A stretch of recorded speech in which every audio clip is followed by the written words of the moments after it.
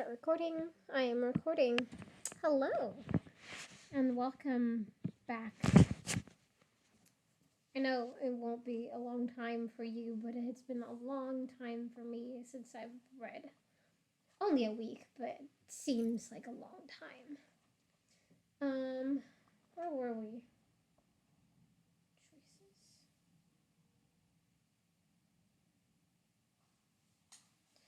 Yeah, like I am like forgetting like where we left off. A week is forever. Ain't that the truth, though? Okay, so last off, we left off on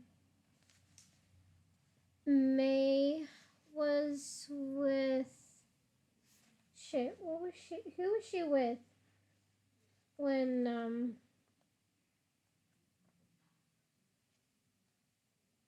No, May was just by herself. Was she by herself or was she with Was she with Yeah, she was with Pumpkin. She was yes, she was reunited with all her friends. She uh took over a boat that had her friends on it, and now I think they're going. Where are they going? They're going somewhere. I don't know exactly where they're gonna go next.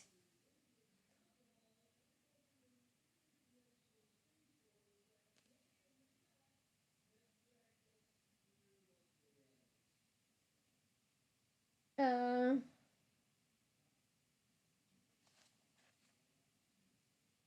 did they say where they were gonna go next? She's on fire right now. She's also hella dead, very dead, the deadest of the dead. Okay, so yeah, they just took over the boat, and now they're heading somewhere. I don't know where, but they are heading somewhere.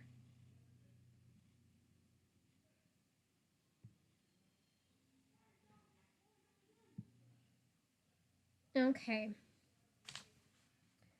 So, let me see how much I want to read. Because I want to read a lot.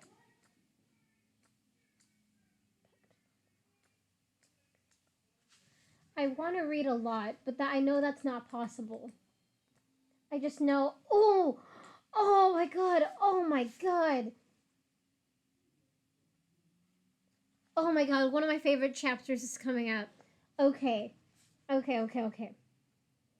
So, oh fuck, I really like that chapter so much too. Okay. Alright.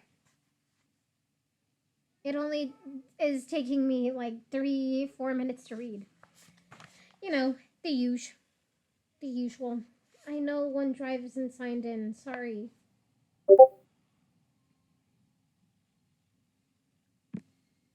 It's hella suspenseful. And also, when I read, well, okay, I'll say it after it has done it. Okay.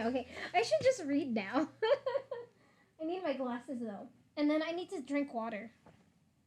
I want to know what the best chapter is. The best chapter, baby, is coming up in like maybe 2-3 chapters. I'm not sure, but it's like within the next couple chapters. Also, sorry, I wonder if my grades are posted already. Sorry, I'm getting like I just took a test, so I'm like I don't know. I got excited. Okay, yes, I know drivers and updates. Blah blah blah blah blah. Okay. All right, I'm cleaning my glasses. Sorry. Now it's taking me 5 minutes to goddamn read. Sorry.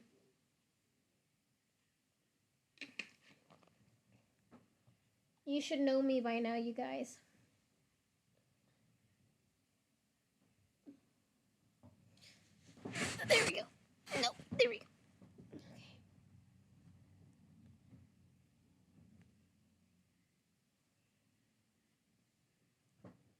Okay.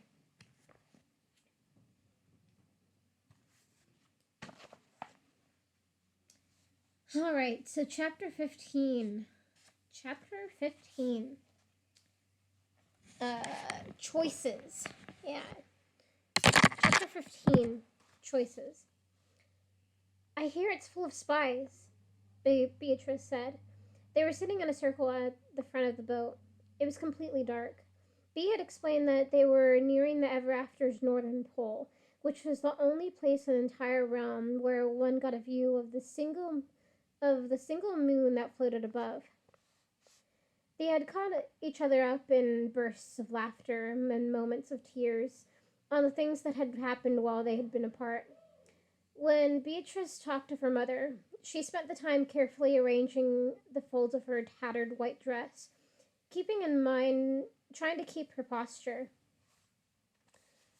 I'm sure she's all right, she kept saying. I'm sure the colony must be all right. When May recounted uh, when May recounted how she died, the others looked on sympathetically, knowing, with the exception of Pumpkin, who had never been alive at all, what it was like to lose a gift of as precious as life. Beatrice reached for her hand several times and insisted she didn't need to say any more. But it felt good to get it out. They discussed Bo Clevel in whispers, as if he might be drifting in the shadows above, watching them. Everyone had heard in some shape or form about his plans to. Uh, let me say that again. Everyone had heard in some shape or form about his plans for Clevelvilles and invading the Earth. May thought of everything she knew on Earth, everything precious and safe. Her mom, her beloved woods full of shadows and birds and insects. she had she had tried to picture those same woods filled with ghouls and zombies and goblins, ghouls invading the house where her mom slept, and the image struck dread into her, right down to the tips of her toes.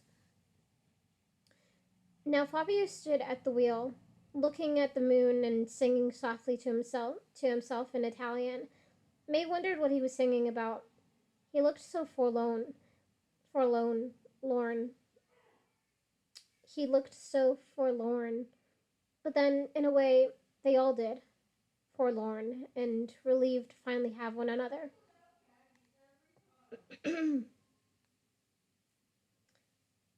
uh, by the map, by the map that Beatrice had dug into the galley, uh, by the map that Beatrice had dug from the galley, they knew they were in the remotest part of the Dead Sea. Porto Town was at the northeastern edge, many leagues ahead of them. Beyond, beyond it was the plateau of despair. Where beyond it, uh, I can't read. Beyond it, the plateau of despair was clearly marked, but beyond that, the map ended. So the decision really is, May said. What do we do now? Do we want to go somewhere and hide, or. Everyone knew what she was thinking.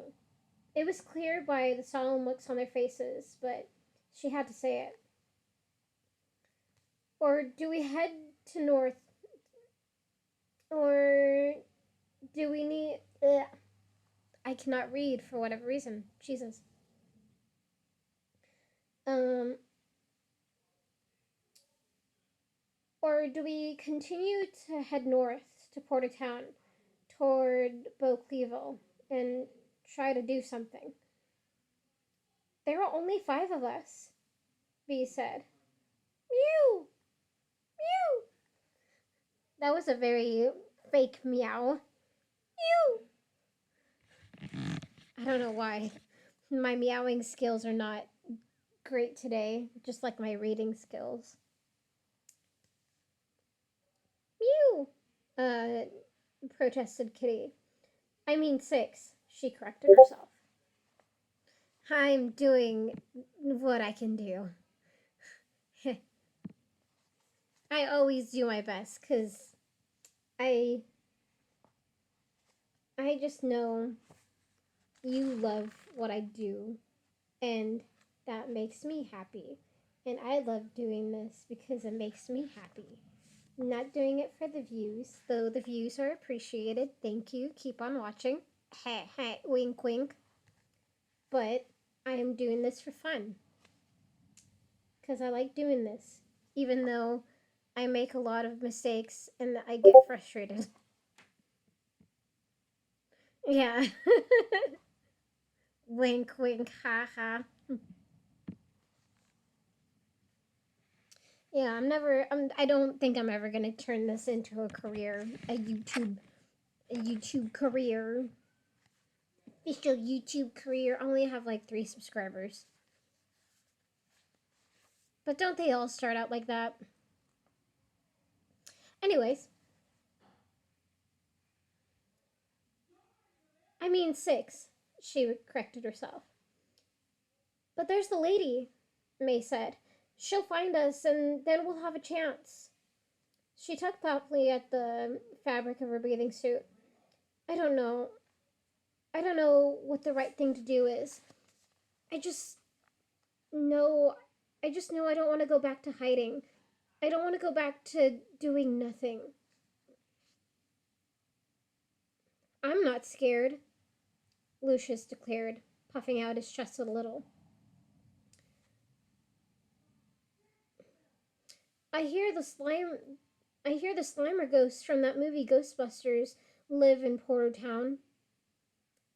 Pumpkin offered. I wouldn't mind getting. I wouldn't mind getting their autographs. They've probably heard of me. Those ghosts weren't real, Pumpkin, May offered. But Pumpkin gave her a patronizing look. I saw them with my own 2 eyes. On TV. Hello.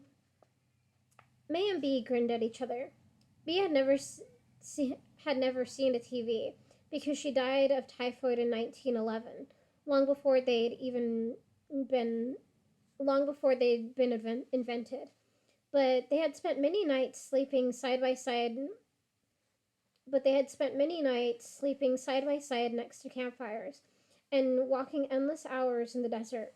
And May has told her lots of things about the modern world. I think Casper lives there too. I think Casper lives there too. Pumpkin muttered thoughtfully.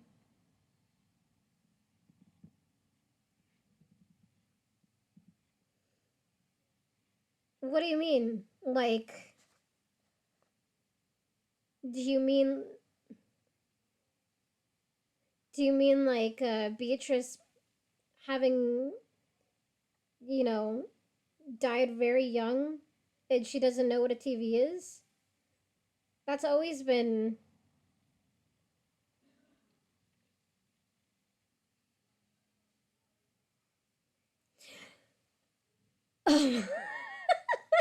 No. No, they are friends. Nothing more. Nothing more. Unless, the author is just like, no, they're a thing. But I don't think they're a thing. You just gotta stop. So you say. Yes, so I do say so myself.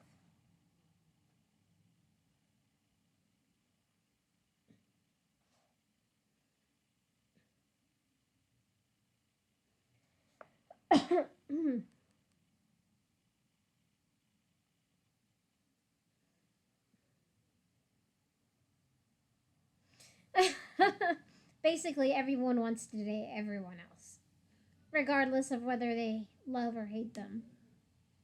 Everyone wants to date everyone. That's some logic right there. Big thunk. Mm-hmm. Yep. Whatever you say.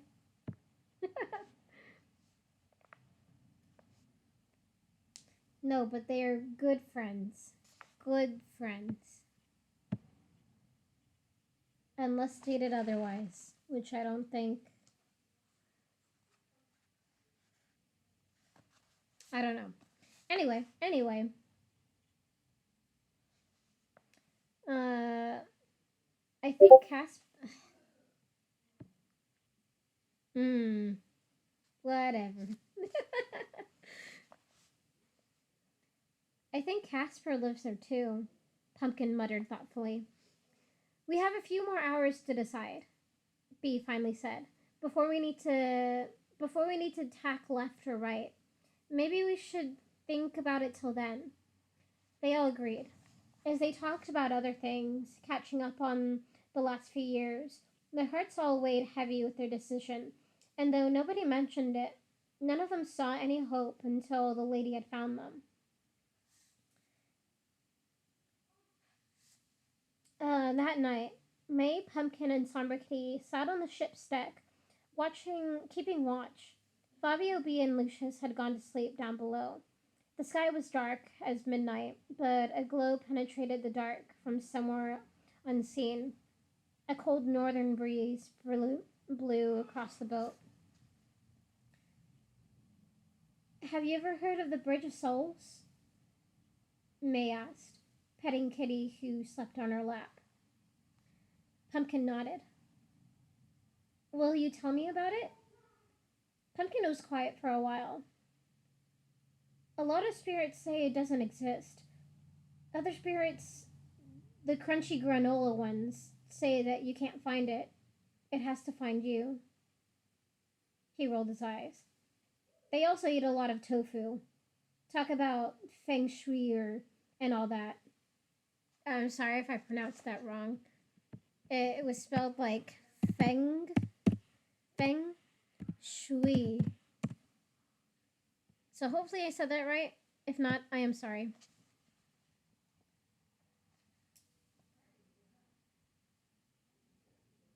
What is it? Pumpkin stuck his long white fingers into his mouth thoughtfully and pulled them out. Then pulled them out. Yeah, I don't know how to pronounce that either. But I think it's feng shui or something like that. Something of that extent. Pumpkin stuck his long white fingers into his mouth thoughtfully, then pulled them out. It's the bridge to whatever's after, the ever after. Once you cross it, you can never come back. May swallowed. Finally, she said, "Do you think it exists?" Pumpkin shrugged. I wouldn't want to find out. Nobody knows where it leads. Spirits say you become something else when you cross. Maybe you become something amazing. Maybe not. Maybe things aren't so scary on the other side. May said hopefully. Pumpkin smoothed his yellow tuft of hair. Psh, the other side. Sounds pretty scary to me. They sat quietly for a few minutes. May thought of her mom, imagining May on the other side. Sometimes I think, Pumpkin said, and stopped. What? It's stupid. May leaned forward and took his hand. You can tell me. Sometimes I get this bad feeling. Like, this is our last trip together. May squeezed his fingers. I'm sure you're just nervous. Pumpkin smoothed his tuft of hair with his free hand. Maybe. An hour or so later, Lucius appeared behind them, glowing. Well, that's ominous. I wonder why. Ooh, what's gonna happen? Ooh, what's gonna happen? Anyway.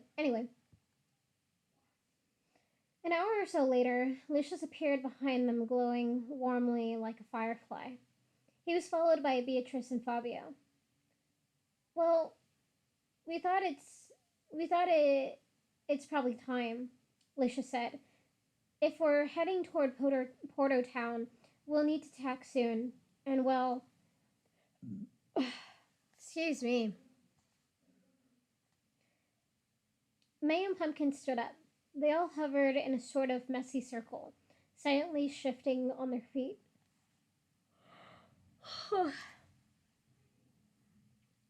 Lucius stuck his hands into his trouser pockets.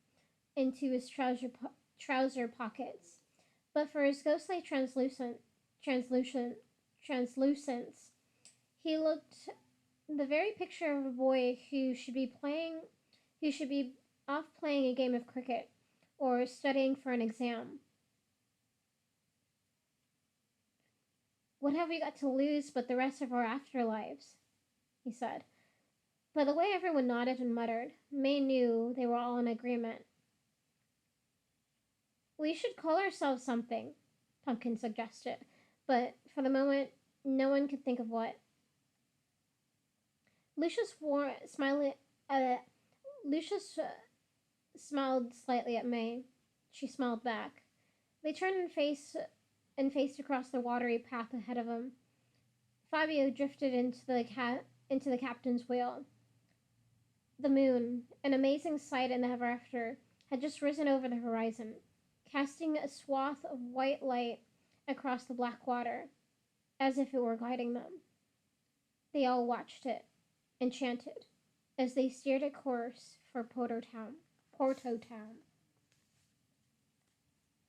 And that is the end of chapter 15.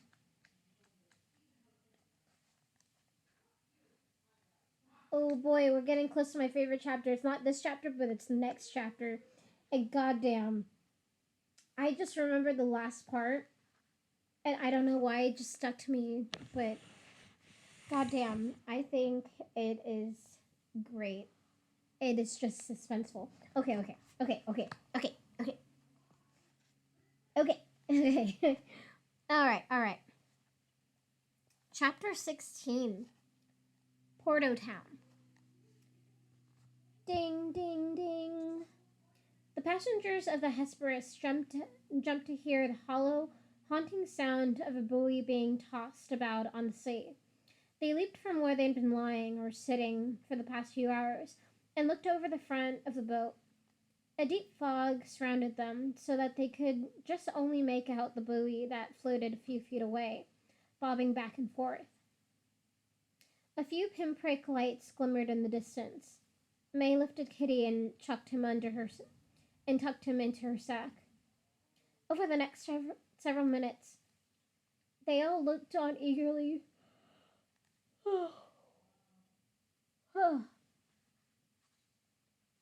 Sorry.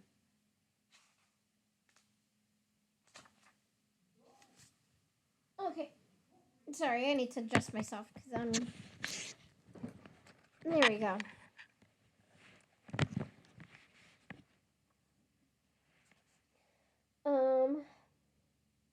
Yeah. Over the next several minutes, as they all looked on eagerly, the port began to take shape. A, a wide wooden dock, several ships roped to its pilings, spirits bustling all over its surface. Burly ship hands practicing bursting out of their long sleeve shirts, sacks slung over their shoulders, or else carrying barrels between them and unloading trucks. Let me say that again because I was just trying to read and process at the same time.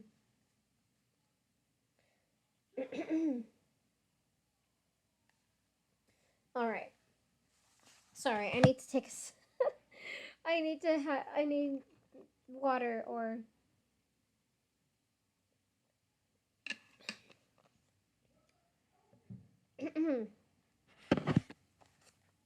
Okay.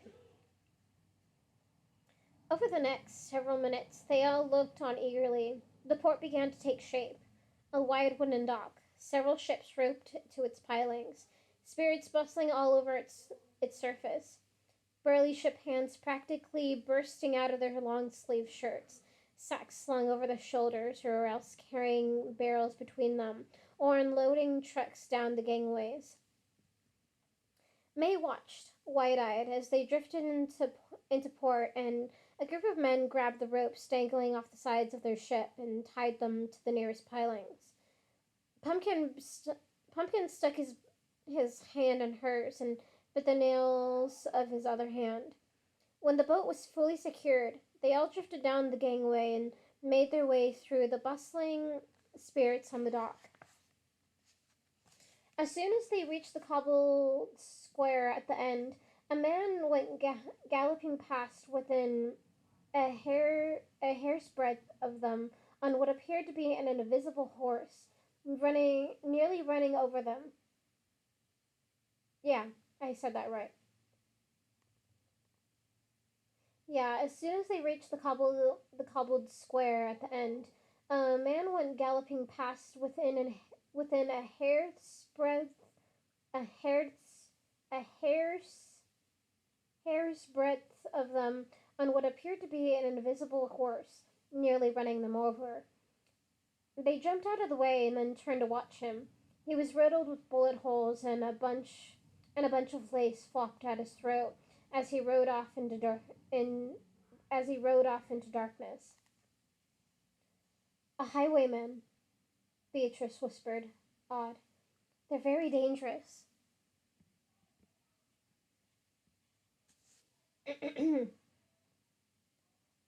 Above them, the moon resembled a ghostly galleon tossed upon cloudy seas. Carriages drawn by invisible horses bustled in all directions down the foggy and yeah. For whatever reason, I cannot talk, and it is infuriating me. Okay.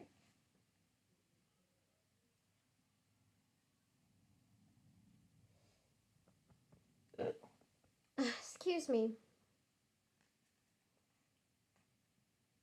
Carriages drawn by invisible horses bustled in all directions down the foggy cobblestone streets.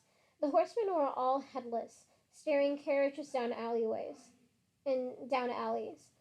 The streets were lined with old stone mansions surrounded by spiky wrought iron fences, their bottom floors illuminated and the attic level windows dark. The curtains of these floors moving as if someone in the house was looking out of them.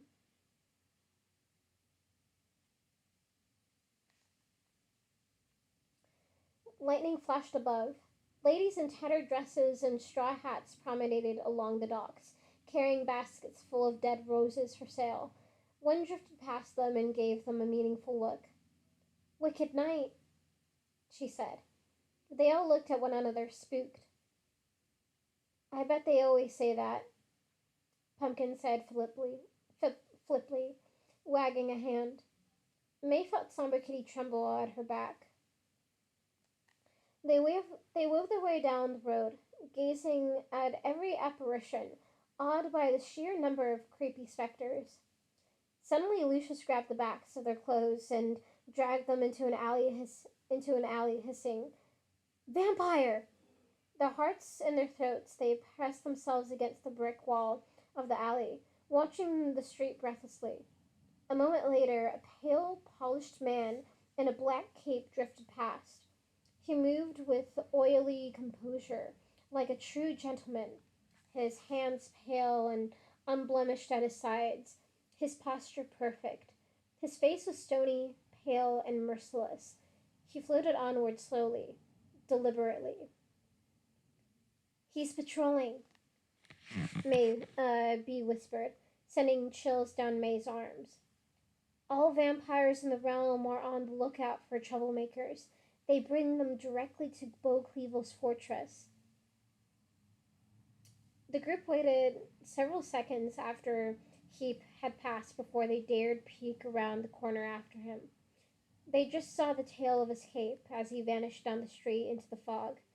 They entered the street again, this time a little more cautiously, and continued onward, floating past the car guarded by old-fashioned soldiers carrying bayonets all with mustaches.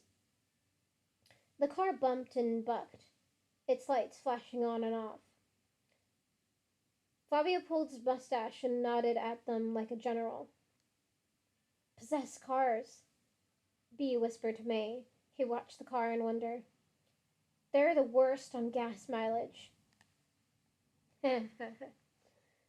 um, hey, that looks like a good spot, Lucius pointed. They all looked at a modest, crooked wooden house up ahead, a sign hanging out front that announced the Sleeping Spectre Inn. May agreed. It would be a relief to get off the spooky street and make their plans. They drifted toward it. Inside, a warm fire blazed in a rustic tavern room full of wooden tables, a red rug, and a bear skin stretched and hanging above the hearth.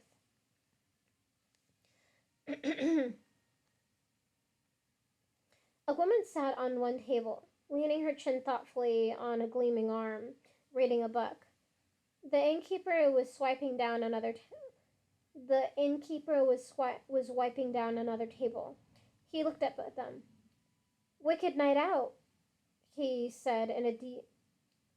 Oh, I can't. In a deep English accent. "Wicked night out." Is that a good one? Is that a good? I feel like that's fakeish English. "Wicked night out." No, that's just like. I feel like that's like more ritzy than like English. "Wicked night out."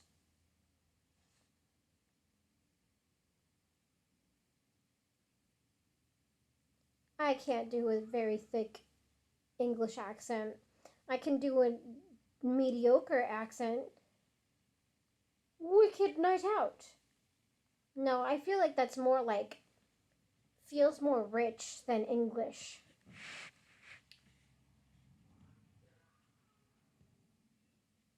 "Wicked night." Oh, okay. "Wicked night out." Oot. Wicked. Wicked night out. Oot. Oot.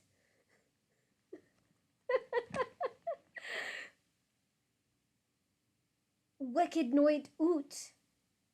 Oot. Okay, I'll try that just for the sake of me feeling like.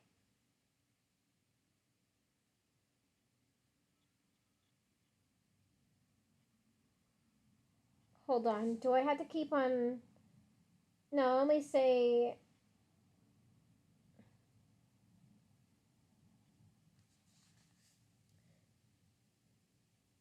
Wicked. Wicked night out. No, I can't. I keep on saying out when it's oot.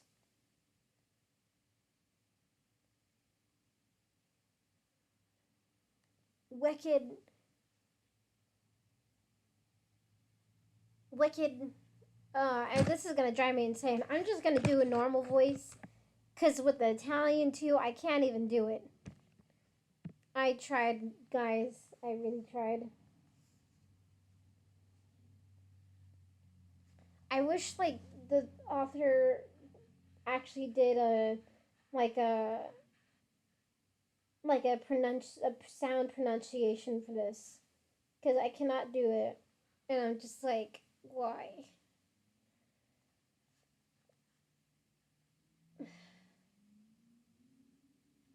Wicked night out. Out. No. I feel like that's more Scottish than anything. I don't know. Anyway, this is getting me like so off topic.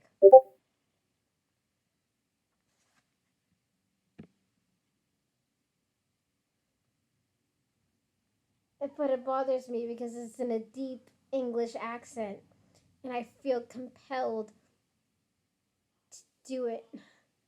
But I'm just like, hey, wicked night out. Okay, I think I got it. I got it. I think. if I just think I'm British, then it'll just happen. Okay. What a lovely, wicked night out. Okay, people are gonna hate me, but I'm sorry. Please don't hate me. Okay, the innkeeper was wiping down another table. He looked up at them. Wicked night out?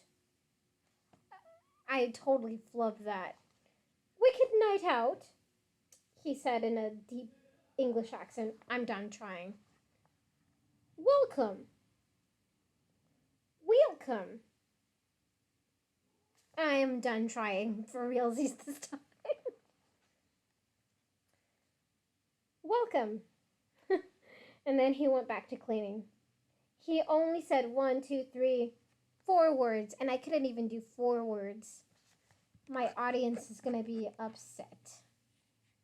Not really, but I am upset. Next time I won't read books that require accents because I can't do it.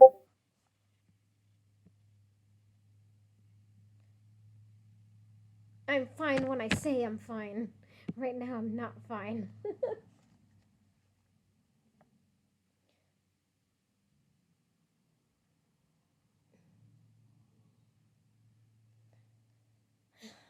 Wicked night out. Out. I cannot believe I'm still on this. I'm so sorry. I can't. I don't think I can.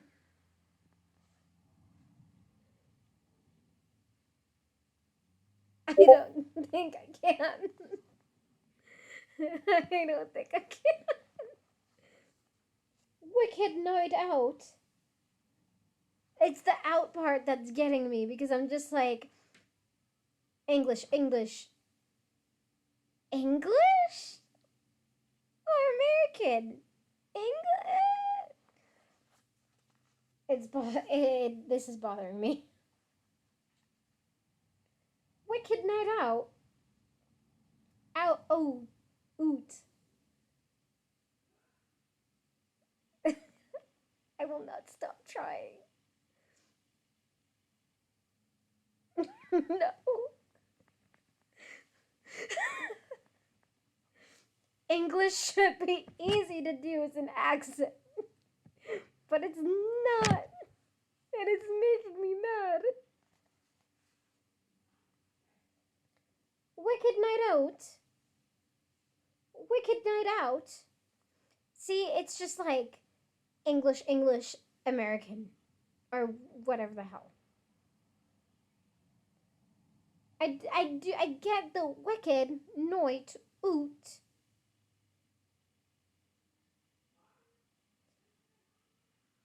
Wicked night out.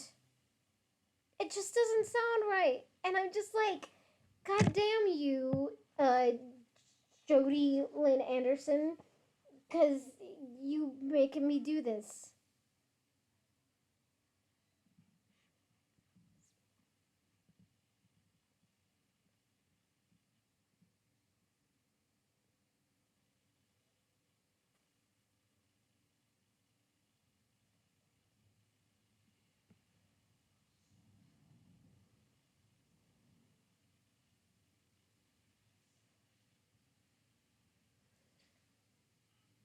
I know.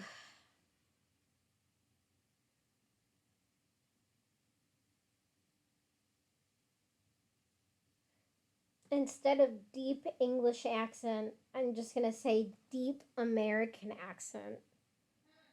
That way, my brain will trick itself and then I'll do it American wise, like I did it the first time.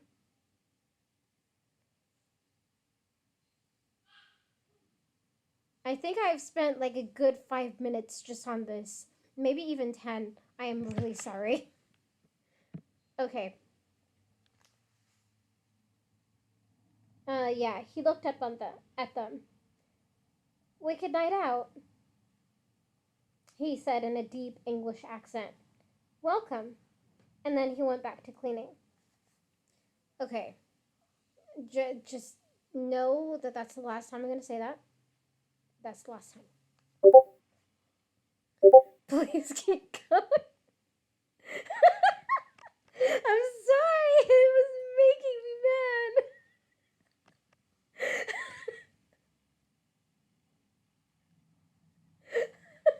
I bet you're so annoyed right now.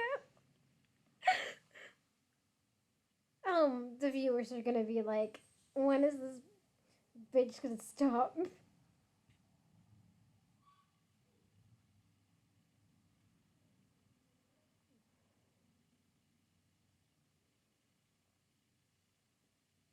Feels like you're typing a lot. And then kept doing it. Yeah, I guess. Okay. And then he went back to cleaning.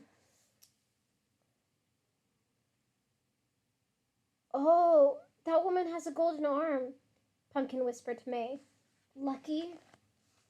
May elbowed him. Don't stare. The sound the sound of loud, rickety carriage wheels carried in from the street.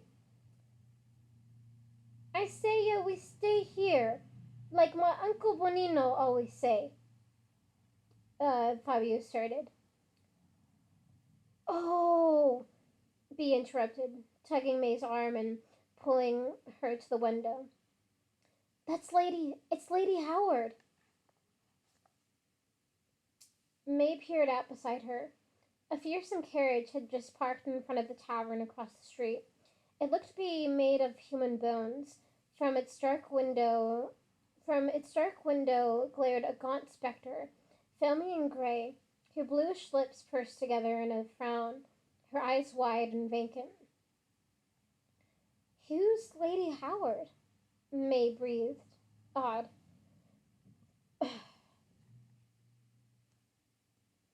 A murderess. Bee's blue eyes opened wide for emphasis. She rides around in a carriage made of the bones of her 4 dead husbands. She has to ride around picking blades of grass until every blade is gone. Bee took a deep breath. Basically, until the world ends. Beatrice, scaring herself, wrapped her arm around May's, tear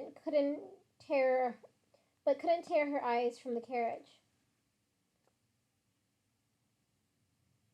Oh fuck! The innkeeper speaks again. Can I show you to your rooms? The innkeeper asked, making them jump. When they realized it was only him, they looked at each other and broke into relieved giggles. May and Bee's room were done in red velvet with a red herring, with a red.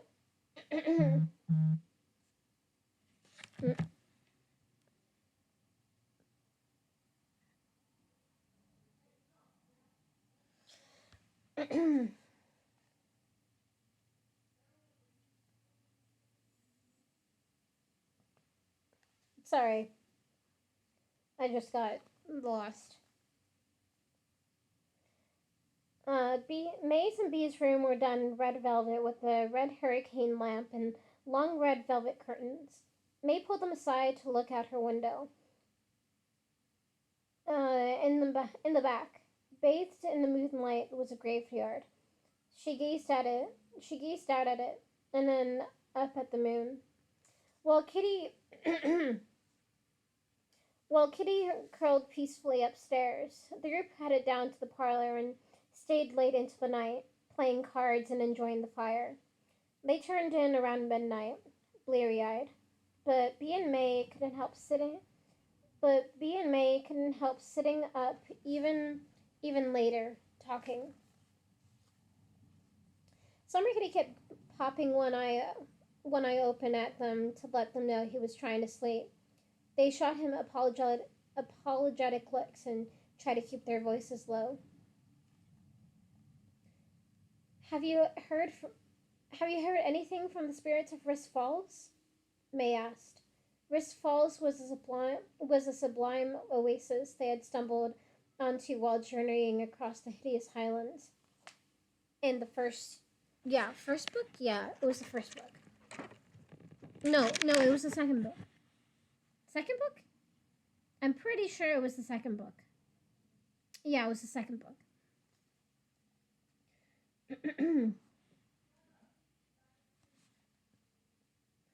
All right.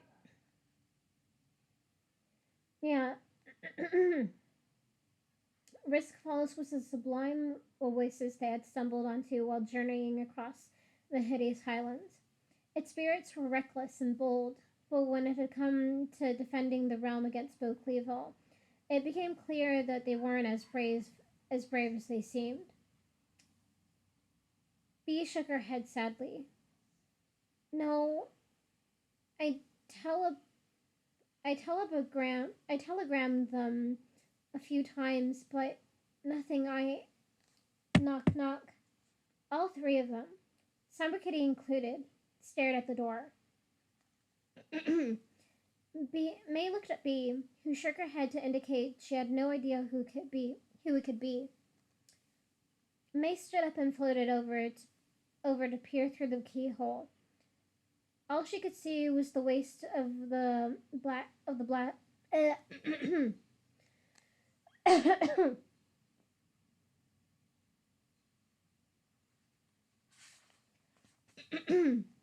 Sorry.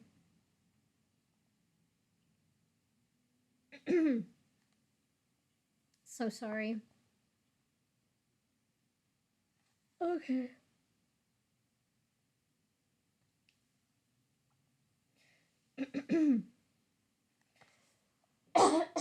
Sorry, I'm very sorry.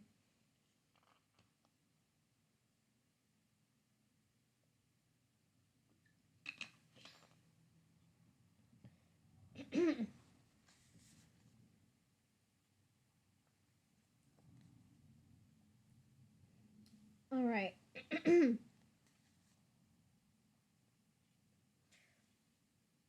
I hate it when my throat does that.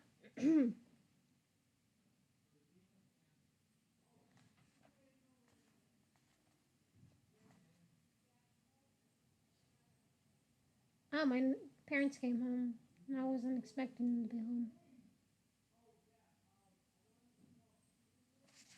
It's okay. May stood up and floated over to peer through the keyhole. All she could see was the waist of a black suit. She looked at Beatrice. Maybe it's a message from the lady, she whispered, and then, holding her breath, she opened the door a crack. It creaked ominously. Yes? She warbled. A butler with a gaunt face and long skinny sideburns stood in the hallway. A note for you, madame, he said, handing her a yellowed piece of paper. May snatched it out of his hands excitedly. She unfolded it and read a note short and uh, she unfolded it and read a short note scrawled in blood red ink, her shoulders sinking. Maybird and date. A pleasure of your company is requested by Her Highness, the Duchess of Lauderdale, at the Palace Ball, tomorrow evening, 9 p.m.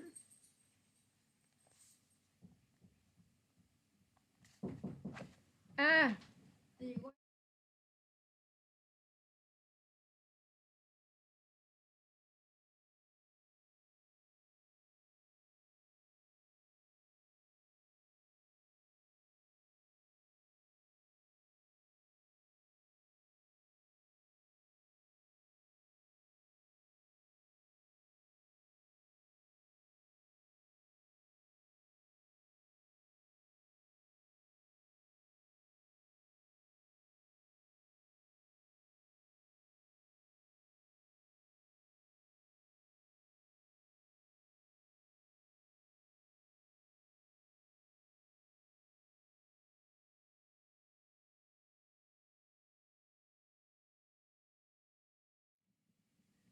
so my mom,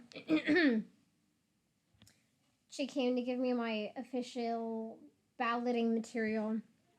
And one of the parties is called Libertarian. I think you already heard this. but she thought it read as lesbiatarian.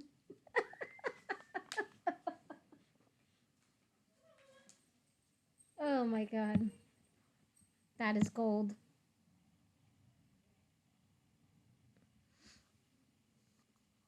Lesbiatarian.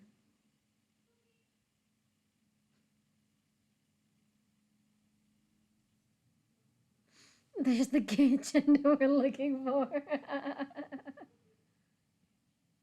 Hell yeah.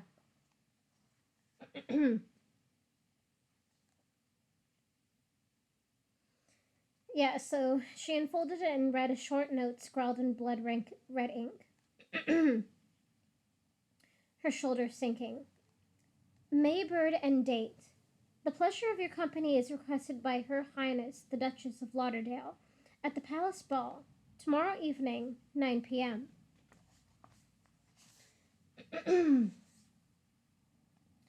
she looked up the she looked up at the butler, bewildered. He nodded his head respectfully, pursing his blue lips. I suggest you go, madame. It is in your best interest. May blinked at him a few times. My best interest? The butler didn't answer. He simply bowed and moved down the hall, perfectly erect. May watched him go and then drifted inside and showed the note to Beatrice. You should go, Bee said solemnly.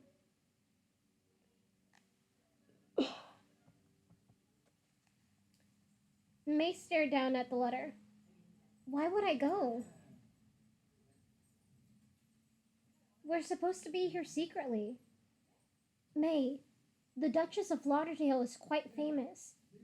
In life, she murdered her husband, and I hear she can be equally unkind to people who decline her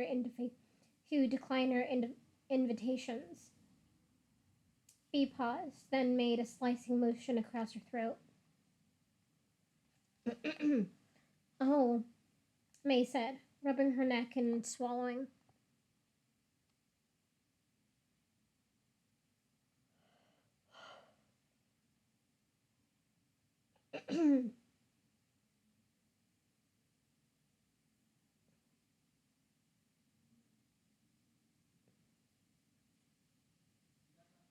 Oh?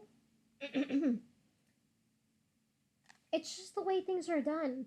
And I think, well, specters in Porto Town are too self absorbed to know who you are. I doubt they read the papers, and you've grown so. May B took the letter and stared at it a moment longer, tapping the word date with her petite index finger. The question is not if you are going to go, but who are you going to bring? I'd really rather not. Pumpkin was lounging on his bed the next morning, his hands behind his head. May stood with her letter at her side, her big brown eyes pleading. Everybody will recognize me. They'll make me do a whole song and dance, and then another song and dance. They only ever want to hear the big hits, he sighed. You go ahead without me. I'm used to the big fancy parties. You'll enjoy it. Meow?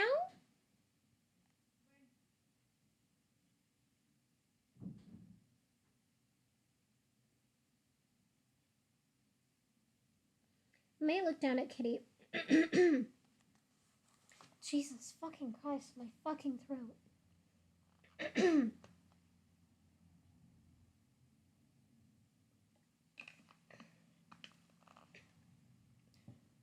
Hold on.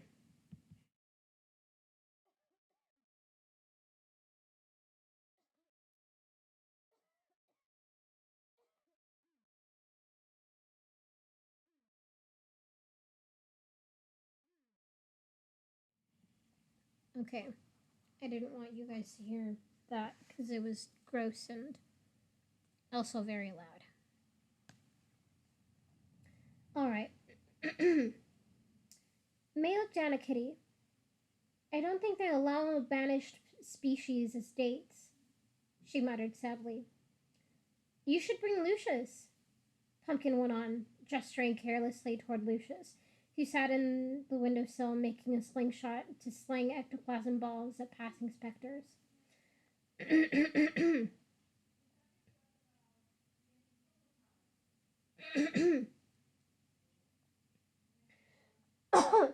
Jesus fucking Christ. It's like in the back of my throat, and it's just fucking whatever phlegm or whatever the fuck it is. And it's just like building up. And it's annoying me so much. I wonder if readers have the same problems too, and how I can get rid of this.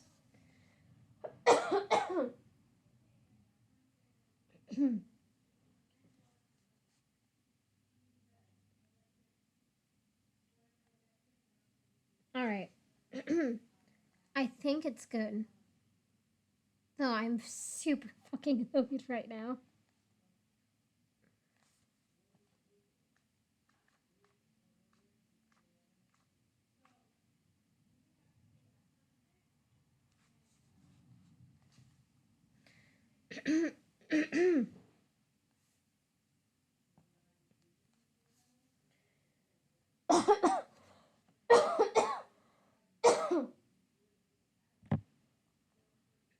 I am sorry.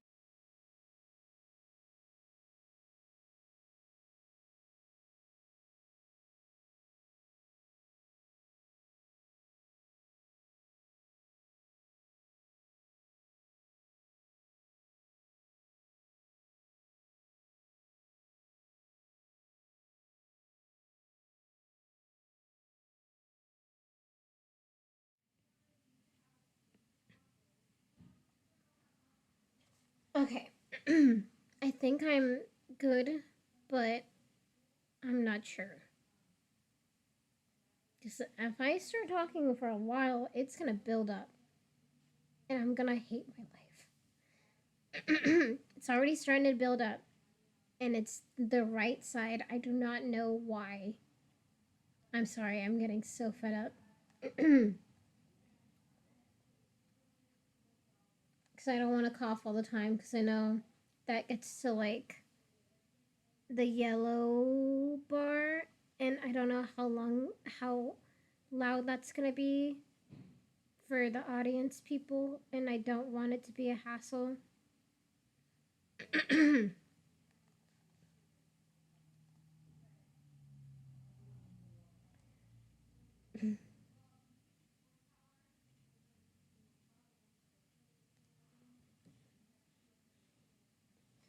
Okay. May looked down at Kitty. I don't think they allow banished species as dates, she muttered sadly. You should bring Lucius, Pumpkin went on, gesturing carelessly toward Lucius, who sat in the windowsill, making a slingshot to sling ectoplasm balls at passing specters. This seemed to annoy Fabio.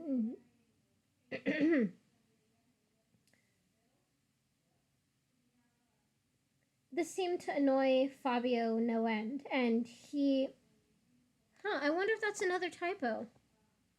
Because it's literally. This seemed to annoy Fabio no end. I think it should be. This seemed to annoy Fabio to no end. Huh, I found another typo. I think. Unless that sounds right as well without the other two.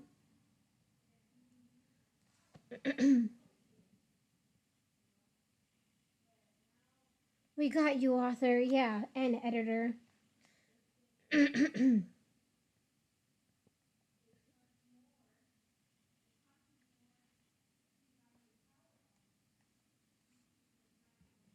Yeah, typo or lack of a of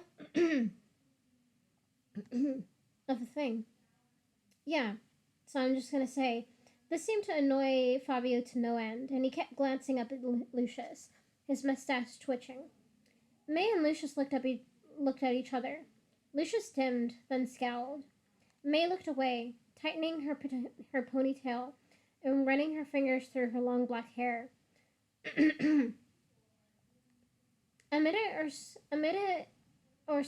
After a minute or so, Lucius sighed. He plucked at his slingshot restlessly. Do I have to get dressed up? No. Dude, stop. They're good friends and nothing else. Unless otherwise the author said something. I don't think she has any love interest in this book. I'm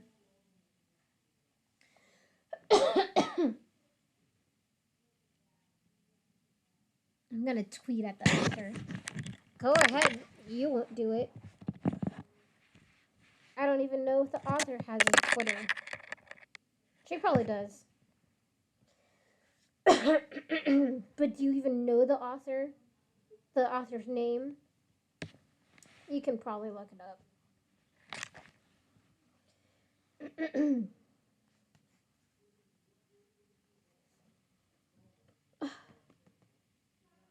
Besides, Beatrice likes that one guy from Rest Falls. What was his name? Zero. She likes Zero.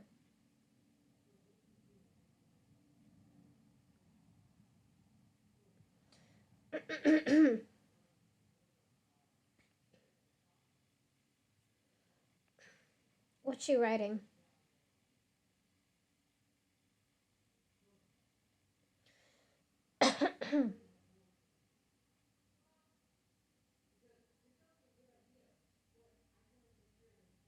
Ugh.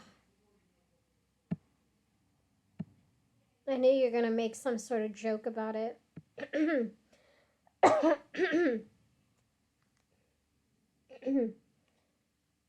My throat is really bugging the fuck out of me. My god.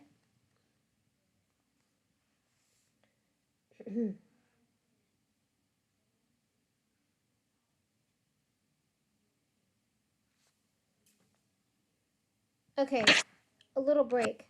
Little break time. Hold on.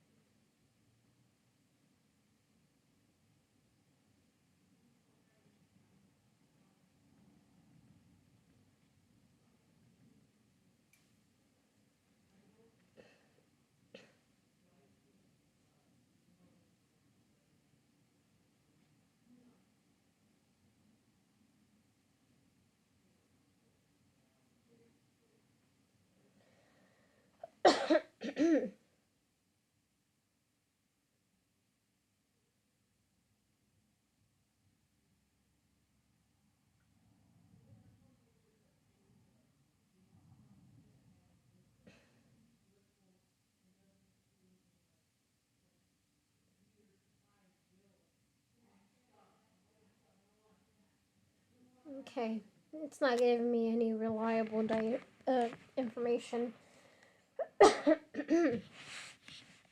Again, I am so sorry. I really am, though.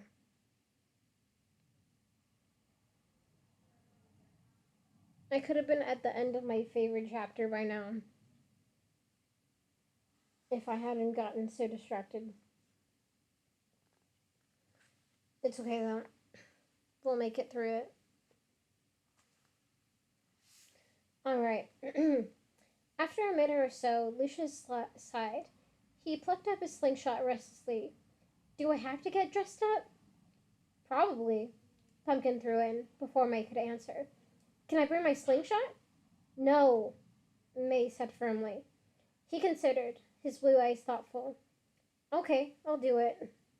May felt a leap of excitement. Okay. Heading back to her room, May felt mixed up inside. For all of for all her confusion and fear and uncertainty, she couldn't help smiling. She was about to go on her very first date. And that is the end of chapter 16. Okay, 17 is a little long. No, it's very long. Well, I consider it very long. My throat will also consider it very long.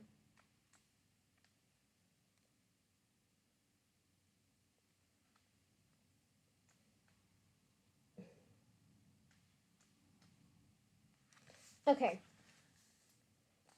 Okay, on to the next chapter. Chapter 17, The Duchess's Ball. As the carriage pulled into the semicircular drive that scooped in front of the palace, May knew where the important things were that were. May knew they were more important. They were important things that were supposed to be on her mind, like the Lady of North Farm and Beau Clevel's plans to invade the world of the living. But as she caught sight of the big, dazzling bonfires that lit the way to the palace, the carriages ahead of them, she felt dizzy with excitement. May had never been to a ball. The huge palace, 3 graceful stories of white marble, was stately noble and very old, with large marble pillars holding it all up.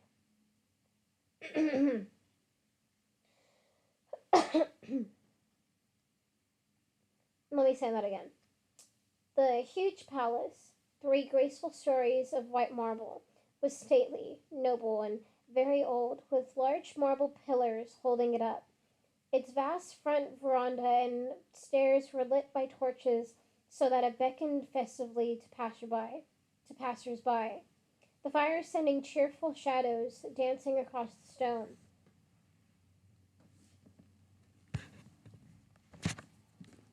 Sorry, I'm getting distracted again, but distracted for a good cause, because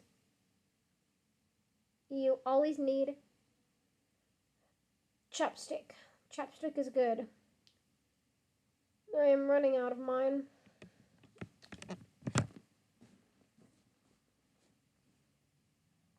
Okay. The fire sending cheerful shadows dancing across the stone. In the windows above, the curtains occasionally moved as shadowy figures marked. In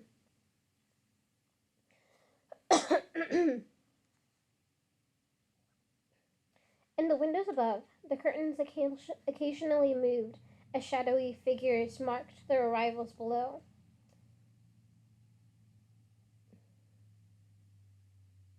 It looks like everyone compared notes before they came, May said worriedly.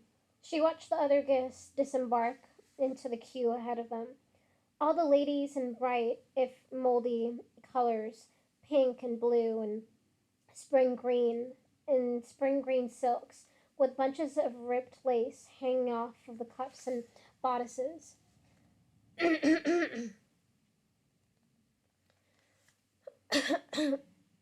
Okay, I'm gonna turn this down a little bit. Okay. I think that's like a good place to have it.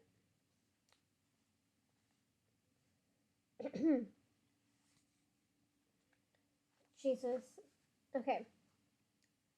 The most magnificent the most magnificent costumes were the moldiest and most decrepit, and these spectresses held their heads high, their chins pointed into the air. The gentlemen wore pastel suits with lace handkerchiefs. Everyone wore powdered white wigs, laced with cobwebs and decorated with bits of dead flowers. May looked May looked down at her dress. Pumpkin had helped her pick it out that afternoon. It was thick black velvet, soft as cat's fur, with sparkling star-shaped buttons along the bodice, crisscrossed with silken threads as silvery as moonlight. It was covered in dusty cobwebs, sending puffs of dust flying off the fabric every time she moved. The velvet made her hair combed straight and glossy down her back look so black it became lost underneath her shoulders, like night. Her neck was strung with ancient pearls, tiny tiny pendants encrusted with rubies and dripping emeralds.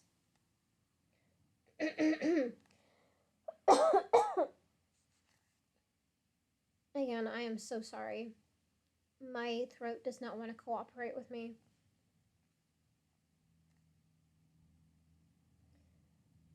Uh, Lucius had not eased her self conscious in the least.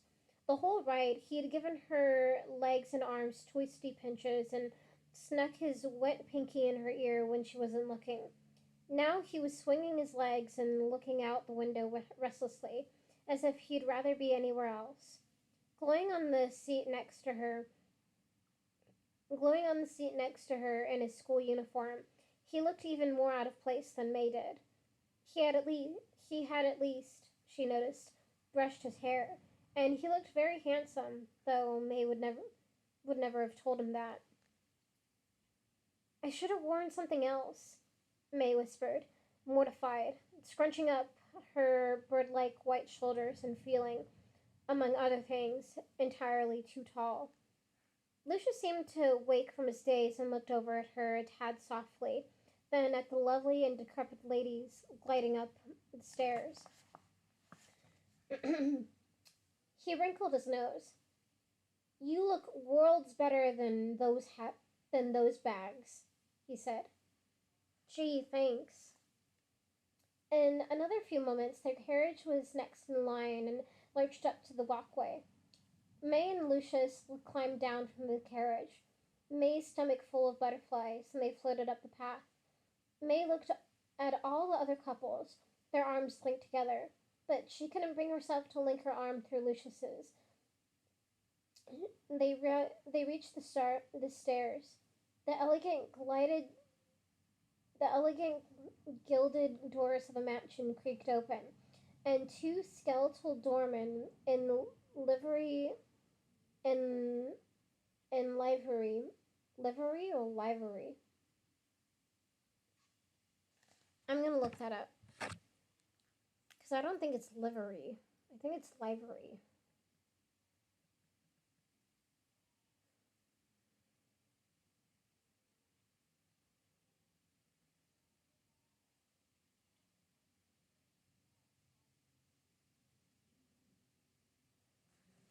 No, it's livery. Livery.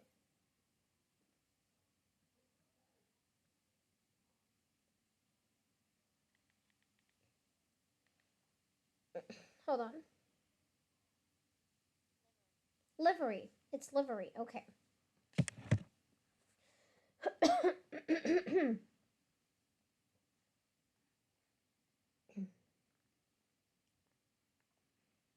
um, the gal. The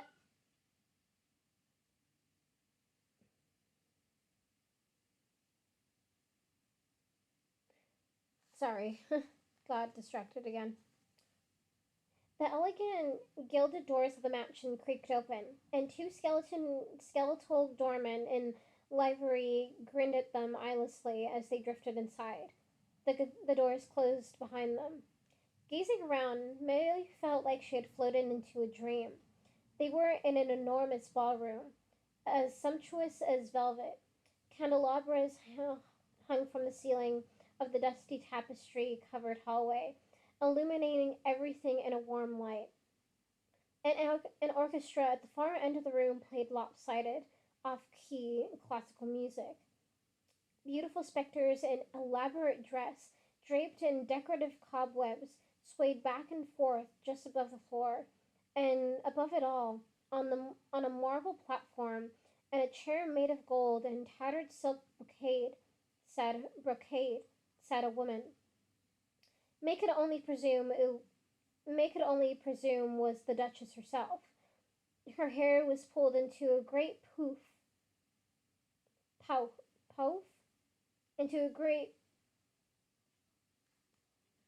Okay, I gotta look up this word too, because I think it's poof, but I'm not sure. Pouf. Yeah, it's poof.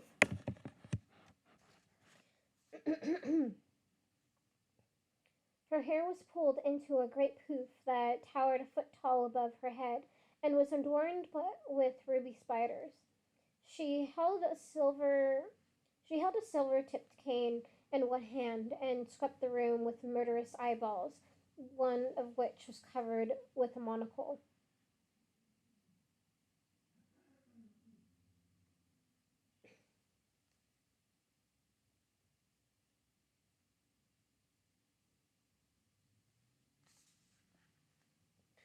She looked at Lucius to she looked at Lucius to share her amazement, but his eyes were pinned to the tables of sweets by the band, piles of coffin-shaped chocolates filled with grimy ganache and glimmering plates stacked with all sorts of tiny, delectable cakes made to look like miniature sugary graveyards.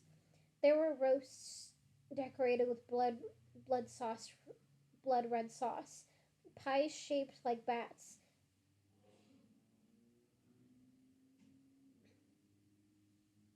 Yeah, there were roasts decorated with blood red sauce, um, pies shaped like bats, and towering black fountains with gooey black drool with several finger crackers for dipping. A specter who a specter who had been uncanny who looked uncannily like Henry VIII appeared to be flirting with a young woman by a dilapidated harpis, harpsichord. Harpsichord. Yeah. A specter who looked uncannily like Henry VIII appeared to be flirting with a young woman by a dilapidated harpsichord in the corner. And an an on uh, an inordinate number of guests carried their heads under one arm, and May was sure she recognized Marie Antoinette from a picture in her seventh grade history book. Several specters turned to look at them. May shifted from foot to foot, unsure what to do, hoping against hope that no one recognized her as the 10-year-old girl in the shroud whose picture had been plastered across the newspapers 3 years ago, and whose image hung on wanted signs all over the city of Ether. And besides, she had no idea how to behave at parties. She took courage from knowing Lucius was by her side. At least she didn't have to face the crowd alone. Ooh, creaky cookies! Lucius breathed, and in a moment he had zipped off in a ball of light. May stared after him, her mouth dropping open, adrift.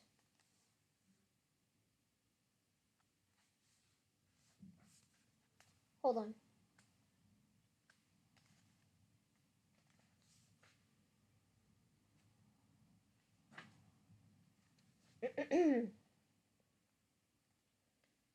Yeah, May stared at him, her mouth dropping open, adrift.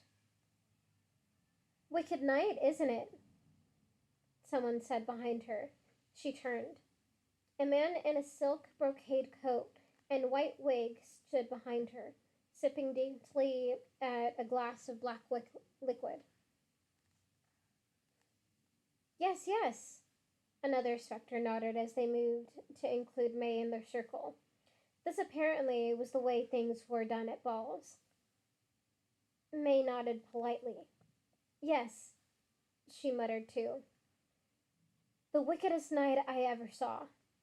A gentleman with a handlebar mustache began regally. When I was eaten by the pygmies in Papua New Guinea in 1893. The music played on, and as May listened politely to the endless talk of horrible deaths and the weather, she noticed that many eyes were drifting to her repeatedly. A cold shiver ran down her spine. As she soon began to hear snippets of comments about her dress, about Lucius, who was now tangled in a curtain behind the piano, it seemed, dropping itchy dust in Antoinette's hair, about the sleeping spectre and where she was staying. The mustachioed man went on and on, pointing to a man in the corner he said was Ferdinand Magellan.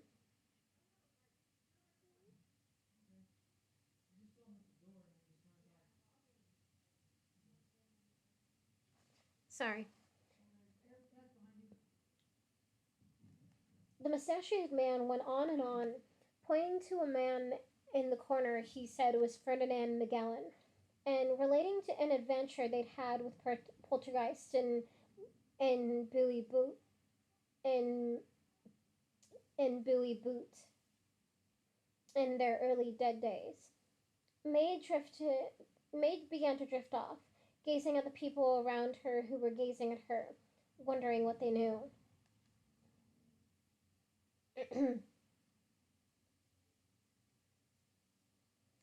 My dear,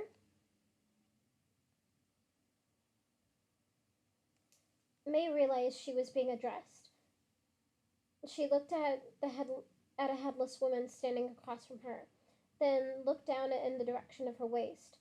The woman's head, with a high white wig and a big mole near the nose, was staring at her. Excuse me? May asked, flustered. Haven't I seen you somewhere? The head asked politely, with an upper crusty sniffle. May lowered her head. She swallowed, thinking. Hold on. There we go. May lowered her head, swallowed, feeling her neck and face flush crimson. I don't think so. I'm sure that I have, the head insisted. And a newspaper or. May looked about uneasily, feeling behind her instinctively for her bow, which of course she had secreted at the inn. A circle of other spirits, several of them headless, had gravitated around them and were now listening curiously. Clearly, they had been waiting for this.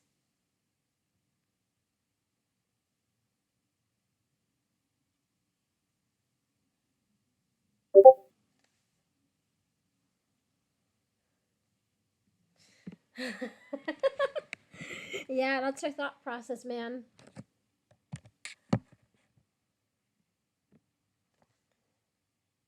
Yes, yes, I remember. It was in the Spectator. The head looked pleased with herself. She looked like she was always she looked like she was always pleased with herself. May sucked in her breath and held it, glancing toward the open door. If she grabbed Lucius now. You were at the premiere of Drifty Dancing too, weren't you? To May's shock, several of the other spirits murmured in agreement. May let out the breath. No, I. Yes, yes. Useless to deny it. To deny it. Yes, yes.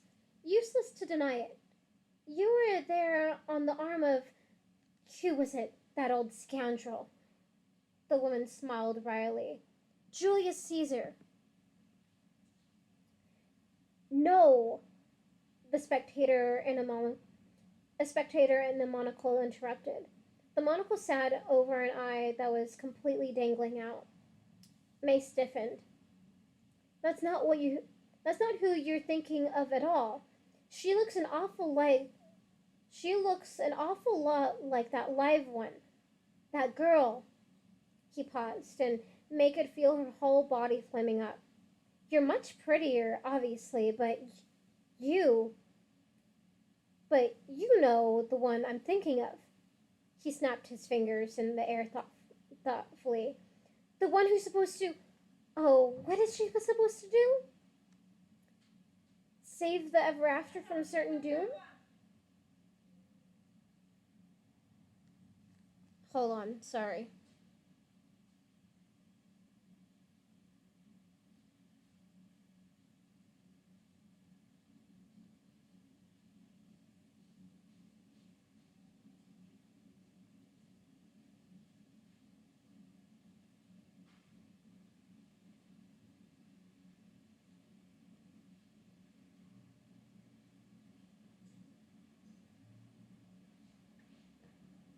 Okay.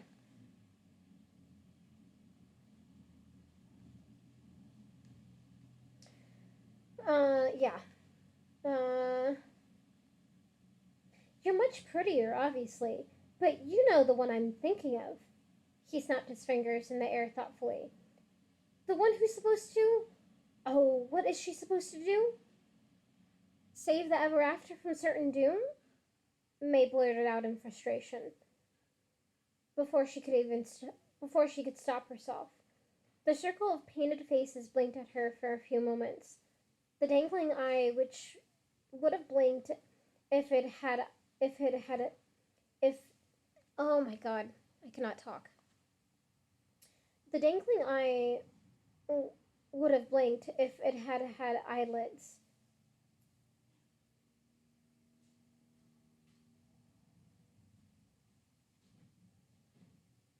May could have kicked herself.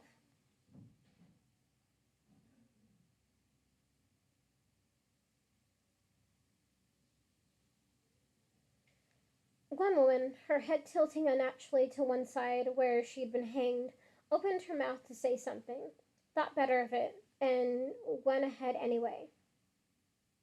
Have you ever tried doing something with your hair? The air went out of May like a balloon. From there, the conversation circled like a restless bee. Which royal was dating her executioner? Which non-royals had been skinny dipping in the bog of misery? Electromagnetic massage, and whether it had really worked. Now that the danger had seemingly passed, it was dawning on May that her first ball was turning out to be stupendously boring and even a little depressing. Everyone in Portertown seemed to care more about the business of everyone else in Portertown than they did about the fate of the world. She looked again at Lucius, who appeared to be enjoying himself immensely, with the unusual mischief twinkle, with the with the usual mischievous twinkle in his eye. He was stuffing handfuls of spiky stabbies surreptitiously into Spirit's knickerbockers, biting his lip to keep from smiling too widely. She longed to join him. It would have been hearing about how Napoleon had had exoskeletal surgery to make his soul taller, and who was prettier, the Maharaja or Helen of Troy. May needed air. Needed air. She waited for a lull in the conversation and then politely excused herself, hurrying to the glass doors at the back of the room before someone could accost her and slipping outside with a sigh of relief. Turning around as she closed the door behind her, she sighed again, forgetting the room behind her entirely, enchanted. She was in a lively moonlit garden, as sweet and refreshing as the indoors had been stifling and stuffy. Across the finely clipped lawn, glistening silver in the moonlight, lay a labyrinth, lined with hedges. A stony path invited her to disappear inside. May glanced back through the doors, then floated forward. Now, this here is my favorite part of this entire. Not the other stuff. That stuff is boring. This stuff, I don't know. It's just, it's so good.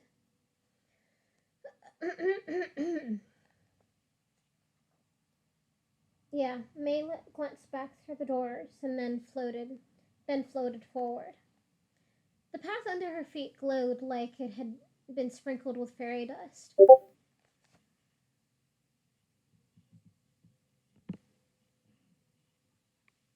This shit hits different. Yep.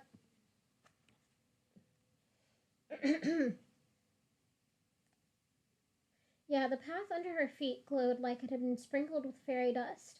The garden was a world away from the Cleeville Villes and all the ruin they had seen stretching across the ever after. Soon, she knew, there would be no more magic left like this.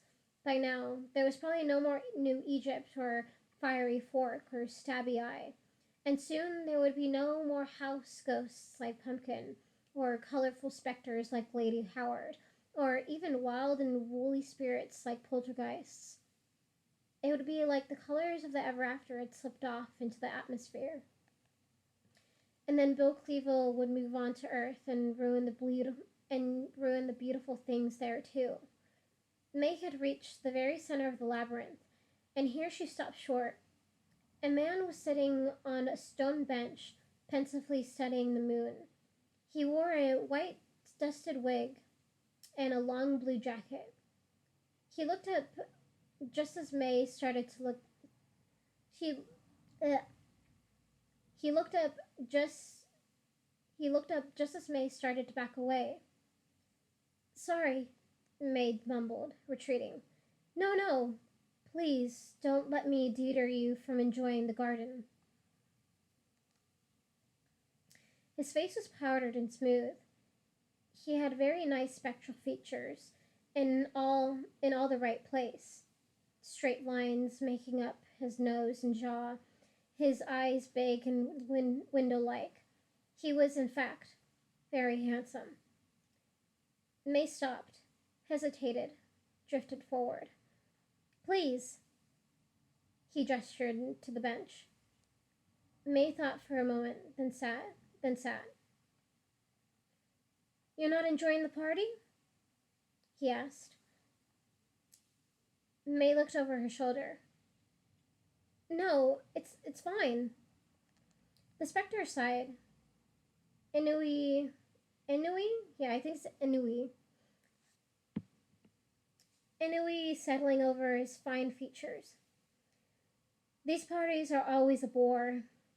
Always spirits grabbing about nothing. Spirits always gabbing about nothing very important. I've always felt, he said, tucking a hand into his coat. Very far away at parties. May nodded. She knew the feeling. Sometimes I think one is better off staying home, he said. Sometimes you can't go home, May murmured, without really meaning to. The spirit smiled gently, as if he understood. The problem with leaving home is that, even when you go back, you're never really completely home again. May didn't reply. The stranger steadied her. If you'll permit me to say it, I think that you look quite lost. May looked up at him, surprised, and then she plucked at her fingers. If she were honest, she'd have to say she'd always felt a little lost.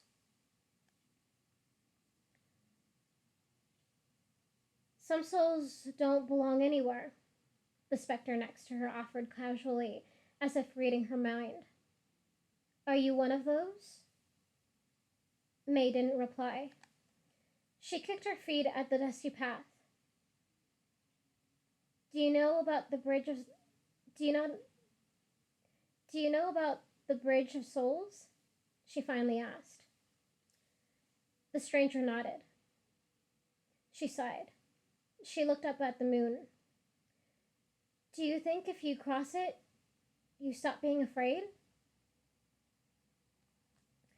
The stranger turned toward her, intrigued. What is it you're afraid of? May shrugged. She wasn't exactly sure. At home, she had been afraid of not being like everyone else, and of never fitting. Now she was afraid of much bigger things. She was scared of what she was supposed to do, and afraid she didn't know the right way to do it.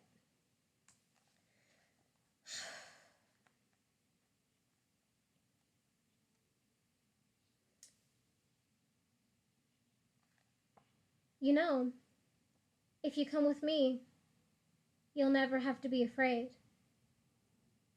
May felt the hairs on the back of her neck stand up. It was an instinct.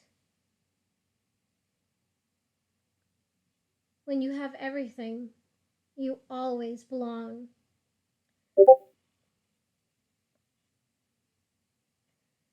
The stranger gazed at her, and for the first time, May let herself meet his eyes.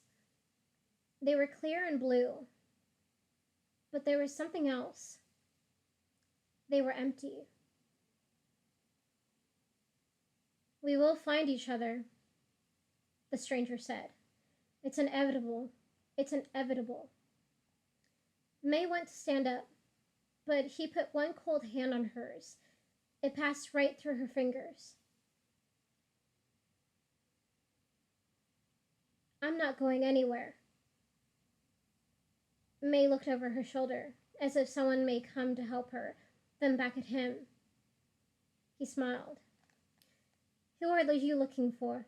Who are you looking for? The lady? I'm afraid she's no longer here. May knew, with every fiber, that the hand reaching for hers was the hand of Beau Clevel, and that the empty eyes were his eyes. You haven't even seen the beginning of how scary I can be, he said. Hey, a voice said behind her. Who are you talking to? May turned. Lucius stood there, 2 plates of spider cake in his hands. May swiveled to look at the bench again. The man was gone.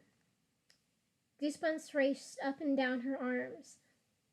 She still felt like someone was standing nearby, invisible, watching. Even out of sight, it seemed he was all around her. And that, my boy, is the end of chapter 17. That is my favorite part. Goddamn. I don't know, something about that scene is just like so intense. So intense. I love it. I love intense.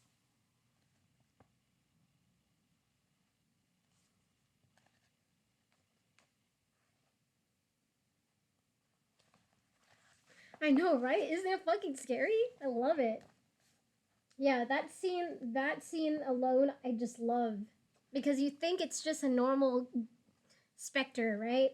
And then, you know, it's not. It really is not. He can be anywhere.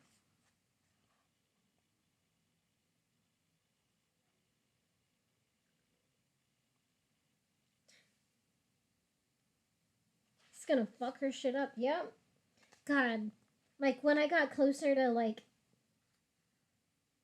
when I was, like, reading, like, when they first met, my heart started pumping, and I was just like, oh my god, I live for this shit, man.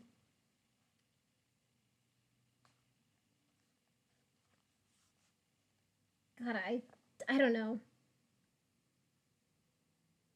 Do it. Yes, do it. Fucking I love that shit. Hell yeah, do it. Do it, do it, do it. I would love that.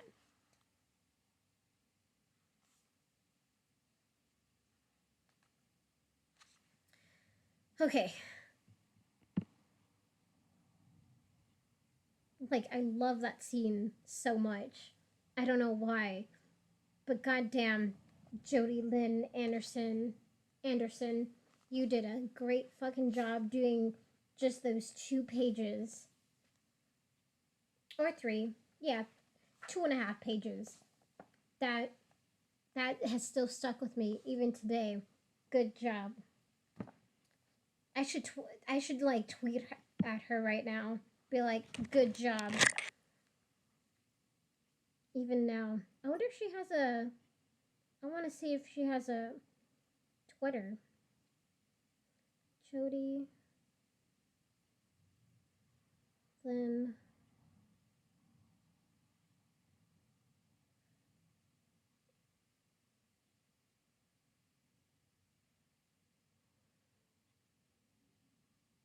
No, I don't think she has a.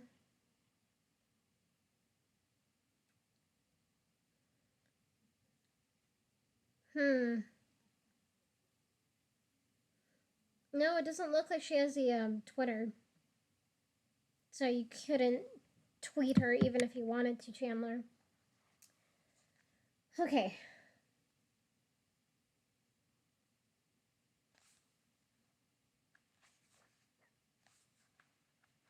Okay. So, chapter 18. You were typing something.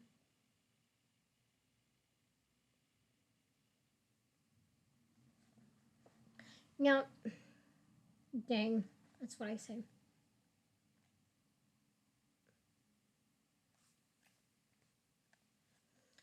Alright. Chapter 18. Escape from Portertown. He'll be on his way now. They were gathered in the parlor of the sleeping spectre, huddled up near the window that looked out onto the street. Every few minutes, Fabio pulled the curtains back to peek, then quickly closed them.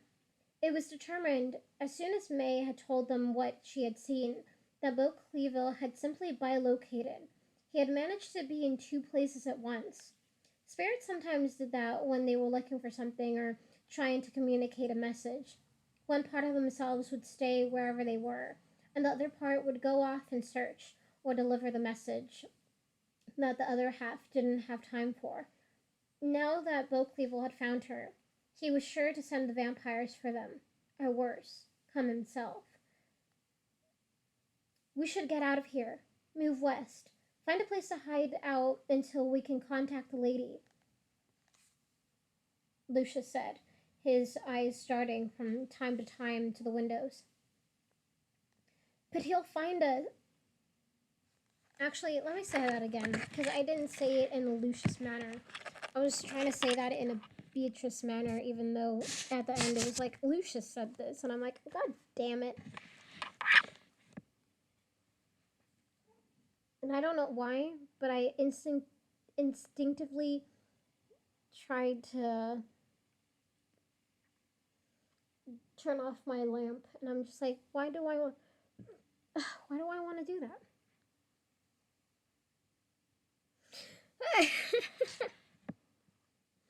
B would have taken better care of her, yes. But then we wouldn't have this great scene with Beau Cleaville and May. It's just amazing. Anyway.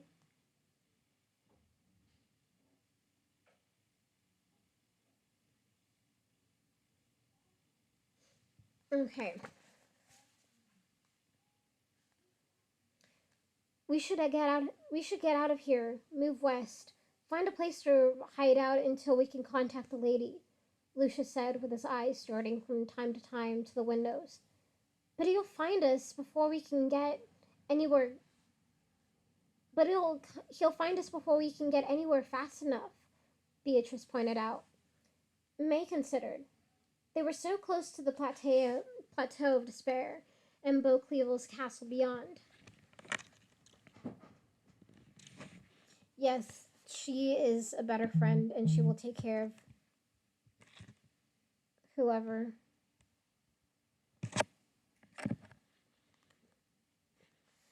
Okay.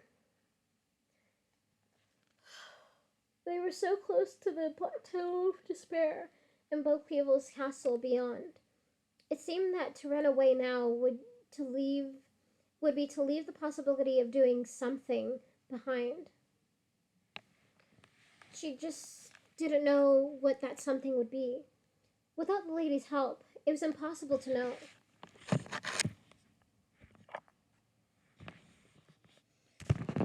Okay, there we go. Yeah, without the lady's help, it was impossible to know. She stood and looked out the windows. No sign of vampires yet. There's gotta be a way to get out fast. There's only one way I can think of, Bea said, her eyes alight. But it's not pleasant. After Beatrice had explained her idea, May pulled out her arrows. Lucius pulled out a slingshot. Somebody ran to wake Pumpkin from his 3 o'clock nap. Fabio pulled out his compass and cleared his throat, waiting for orders. May tugged the tugged back the curtain one more time to check that they what May tugged back the curtain one more time to check that what they needed was still there.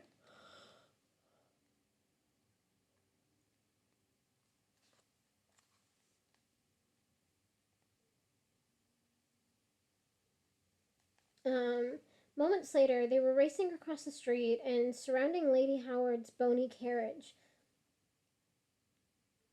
In one quiet, deft move, May threw open the left-handed door and drew her bow. Lady Howard, to her surprise, only stared at her from her bench seat, a twisted smile playing about her pinched lips. Um, can you please get out? May whispered to her. So much for being a wild bandit. But Lady Howard didn't so much as blink. May leaned back to check that they were still in the clear, her stomach aching with fear. And then Pumpkin let out a whimper, and May's eyes lit on what she most feared. Floating down the alley toward them, the vampire was staring out at the sea, his long fangs gleaming under his pale lips. He hadn't noticed them yet. I think it's impossible for her to leave the carriage, Bea whispered, eyeing the vampire sideways, her eyes full of alarm. I think they're stuck together for eternity. May flustered. May looked at Lady Howard, bit her lip, and then leaned back to peer at the vampire again. He was still floating in their general direction, but coolly, slowly. Her mind spun frantically. Finally, she looked at the others and then motioned with her bow. Get in, she whispered. For a moment, they all looked like uh, For a moment, they all looked at her like she'd lost her mind, and then they were piling on top of the lady, amid owls and oohs and whispered "Mamma mia's." At, by the time May swooped Kitty from the street and climbed inside, Fabio was sitting on Lady Howard's lap, and Beatrice was stuck against the door so tight she looked to be shrinking. May squeezed in next to Lucius, at which time Pumpkin cleared his throat loudly, stood up, and squeezed between them, wrapping his arms around hers tightly and giving Lucius a superior look.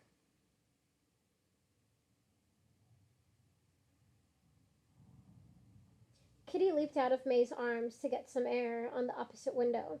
At the opposite window, May had to lean May had to lean around Pumpkin's big head to get close to the window where the invisible driver sat. Again, she pointed her silver arrows. Bea grabbed her arm. Give instructions wisely, she whispered. This carriage won't stop once it starts. May gazed at her and nodded. There was a good chance that the place they were headed had been destroyed, like almost everything else in the Ever After. But what else could they do? May took a deep breath, deciding. The Scrap Mountains, she commanded. The carriage lurched into motion at breathtaking speed. Meow! Meow! Kitty howled. In a moment of rare gracelessness, he tumbled forward, and then, before anyone knew what was happening, straight out the window. Kitty! May lunged forward. Stop! But the carriage didn't stop. May leaped for the doors, one after one after the other, but both were locked tight. She tried to push her way out of her window, but her shoulders wouldn't fit. All the occupants of the carriage could do all the occupants of the carriage could do was press up against the window to see the scene unfolding behind them. Somber Kitty landing right in the middle of the street and right at the feet of the vampire. It all happened so quickly, it almost seemed like a dream. Kitty looked up at the vampire and let out an innocent meow. The next moment, he was swept under the black cape smoothly, as if nothing had happened. The vampire turned back from whence he'd come and disappeared into the fog. It was as if neither he nor Kitty had ever been there at all. Stop! May yelled, feeling the world tumble apart inside. Stop! But the carriage kept going, its pace only quickening, until they seemed to be flying down the cobblestone streets. Lucius took her elbow gently and rested his head against her shoulder. May stretched her arms out the window in a gesture of helplessness, but it didn't make any difference. Portertown fell away behind them, engulfed in moonlight and fog. And that is the end of chapter 18. Somber Kitty is hella dead now.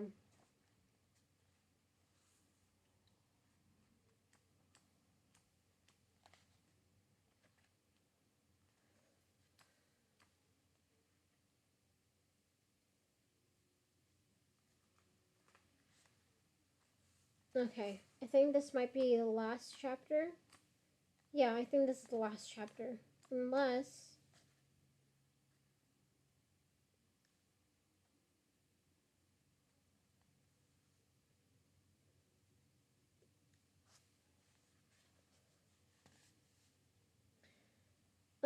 yeah, I think this might be our last chapter.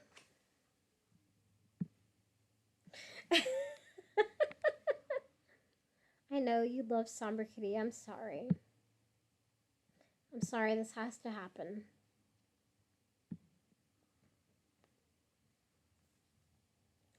Alright.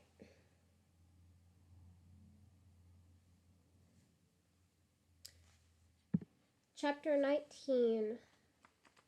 Actually, I'll read 22. So, chapter 19.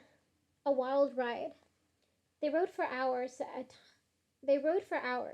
at times coming within throwing distance of the north end of the Dead Sea, oozing out in front of them slickly.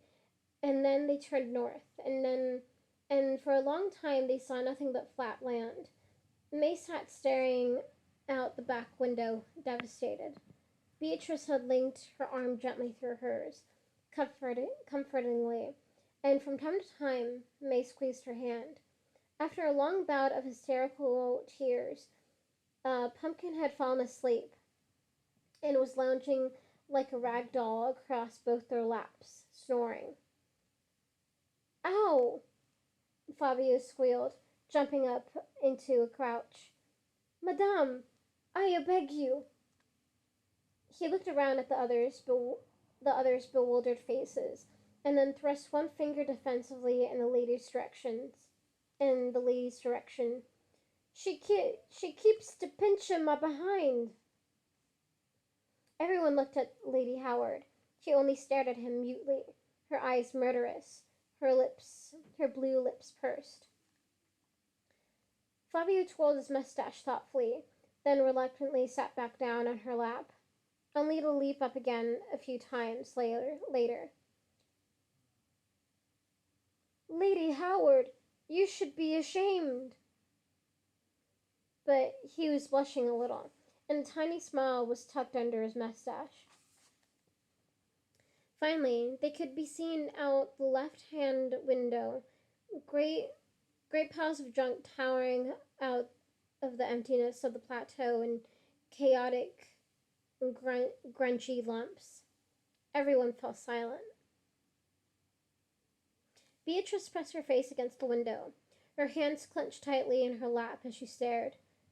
The mountain's inhabitants, the colony of the undead, had once helped May and her friends when they needed it the most.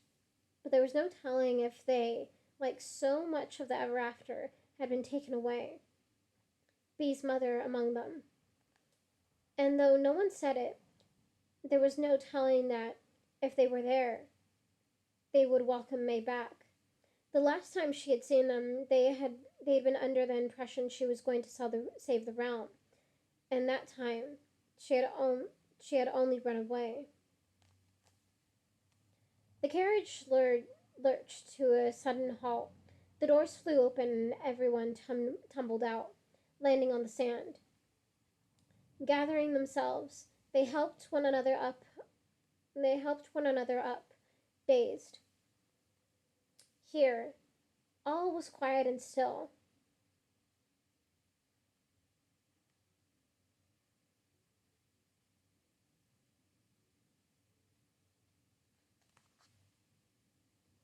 There was no more moon. There was no more moon, only a clear sky with zipping stars, the likes of which May hadn't seen since she returned to the ever after. She gazed up, amazed, and then turned in the direction of Potter Town. Kitty will find his way back to us, Lucius said. He will. May stared into the distance. Kitty was probably more capable of taking care of himself than any of them. That much was true. But still, May's heart was dark with fear for him. If they turned right around and went back to Potter Town. Hey, yeah! The yell had issued from Lady Howard's twisted mouth. In a moment, the carriage was off again, throwing up a cloud of dust behind it, racing on toward the edge of the realm. They watched it go, then looked at one another. The best thing they could do for Kitty now was to move forward.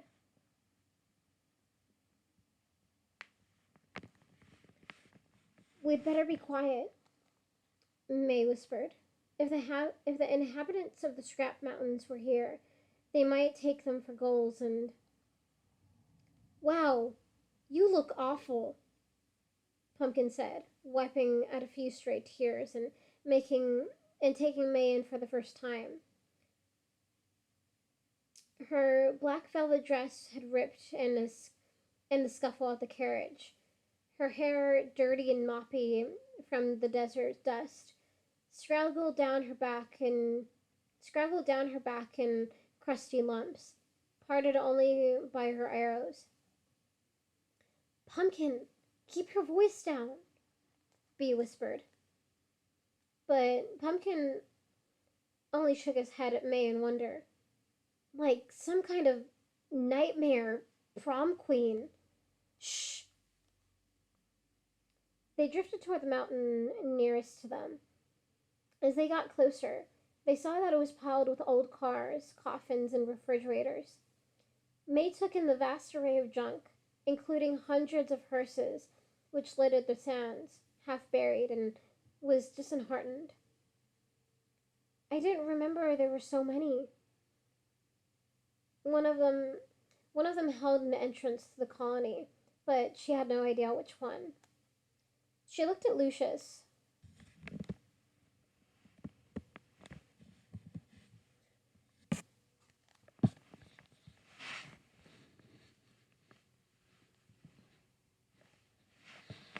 Yeah, she looked at Lucius, who glowed like a firefly in the dim emptiness of the desert. He looked back at her and shrugged, as if to say, "Your guess is as good as mine." Bee, who was trembling, reached for her hand. May held it tight. "Ooh, shiny," Pumpkin said, reaching out to the pile and grabbing a shiny silver toaster. A tower of hubcaps came cascading down on top of him. At that moment, just in front of them, there was a crack and a shimmying sound, and a Slant of warm light shot out across the sand and bathed them in its yellow glow. It wasn't dim. It wasn't a dim, ghostly glow, but real light, but real living candlelight.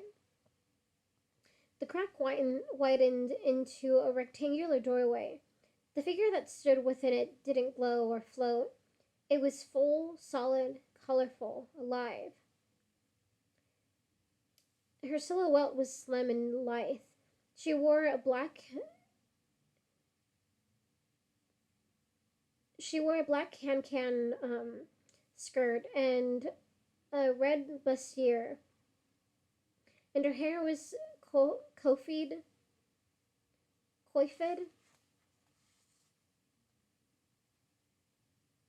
was coiffed, and her hair was coiffed in a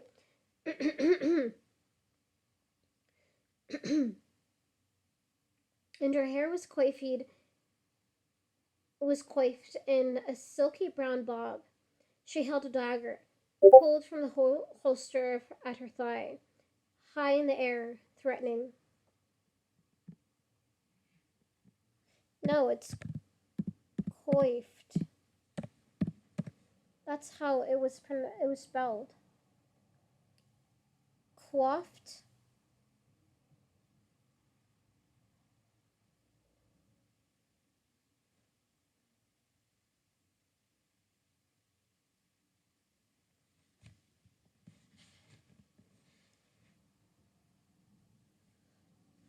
Well, we're gonna see now.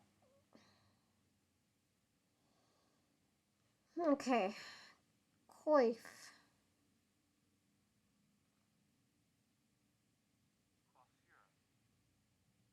Oh yeah, it's coiffed then.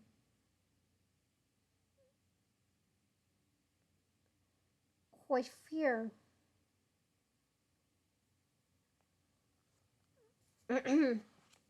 Cool.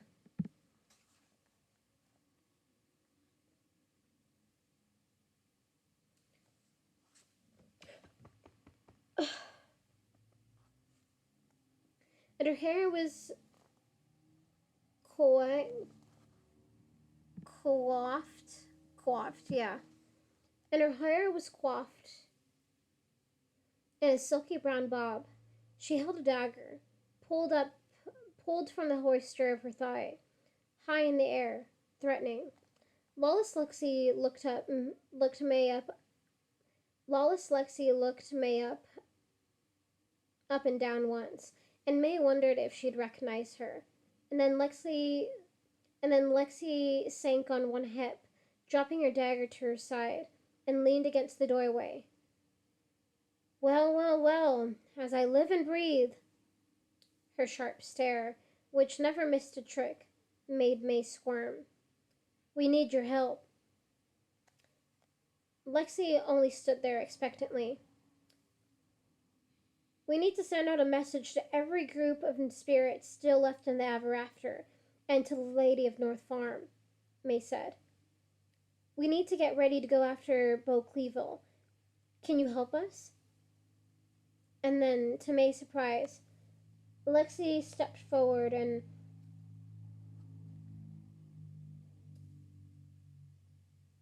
to May's surprise, Lexi stepped forward and wrapped her in a deep, tight hug, pulling her in through the doorway that led to the colony of the undead. I love your hair. There are many things cats resent. Water, for one, being scratched in the wrong place. For another, but the one thing cats resent the most of all is being held when they don't wish to be. That is why a group of phantoms floating home from Crawmart one evening, their arms full of new daisy-patterned pillow shams, saw a curious thing: a vampire zipping to and fro along the edges of the plateau of despair, screaming pitifully, a ball of fuzz wrapped around his head like a pair of earmuffs, hanging on for dear life by the teeth. Apparently, vampires liked biting much more than being bitten. When Summer Kitty was certain he'd gotten his message across, he let go, flying across the air and landing easily on all fours. Tail flapping, he watched as the vampire escaped into the fog. Then he gave his paws a good lick and looked down. He had no idea where he was. It looked more desolate than any spot in the Ever After he had seen, full of drifting fog and emptiness. Summer Kitty let out a purr, gave the ground a good sniff, peered into the fog, picked a direction, and sauntered forward. He hadn't gotten very far when he saw it. A door, standing in the middle of nothing. He pranced up close, sensing that he shouldn't linger, but unable to resist. The door was etched with a skull and crossbones. The only the skull only the skull was that of an animal. It was horse-shaped, in fact. Mew? He asked, curiously. It wasn't every day you ran across a drawing of a horse skull with a dead in a dead world where all animals were banished. And this door had a smaller square etched at the bottom, right beneath the skull. A cat door. Summer Kitty, who was nearly perfect, did all his did Summer Kitty, she was nearly perfect, did have his flaws, and one of them was conceit. He was sure whatever danger he was sensing wasn't anything he couldn't handle. He decided to give the door a closer sniff. He tiptoed forward, his nose quivering, searching. And then, with a great creak, the cat door swung open and a hoof-tipped leg appeared, shouting out around Kitty and scooping him himself. Ugh. And then, with a great creak, and the cat door swung open, and a hoof-tipped leg appeared, shooting out around Kitty and scooping him inside. And that is the end of chapter 19. I thought this was going to be a lot longer. No, it's not.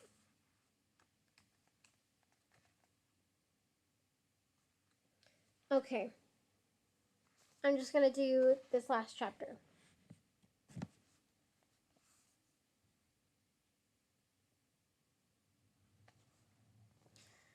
Okay.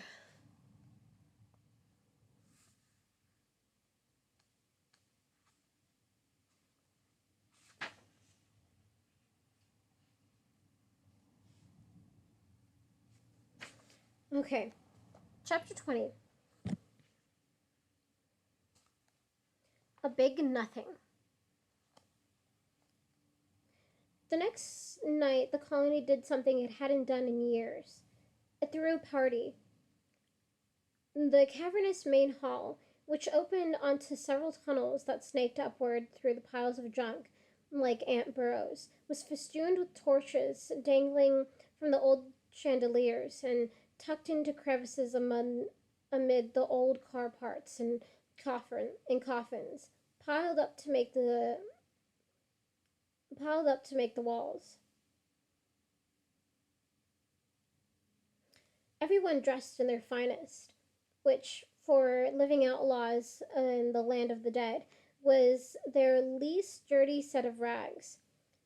Beatrice and her mother, inseparable since the moment they'd arrived, served refreshments. May, the guest of honor, sat in a corner of the room, watching the others celebrate. Lawless Lexi herself had done her hair, tying it into a great and elegant silky knot. Silky knots behind her head and lacing it with flowers from the colony's gardens. She had dressed May in a fuchsia kimono she'd been saving for a rainy day, one she'd had in her trunk the day her ship had gone down in the West Indies. May felt awkward and grown up. People kept coming over and pinching her for luck. Finally back to finish the job. You're our good luck charm. We knew the Book of the Dead wouldn't lie. May smiled and nodded painfully. But the truth was, she didn't have a clue what to do next. Or if there was some or if there was anything else she could do.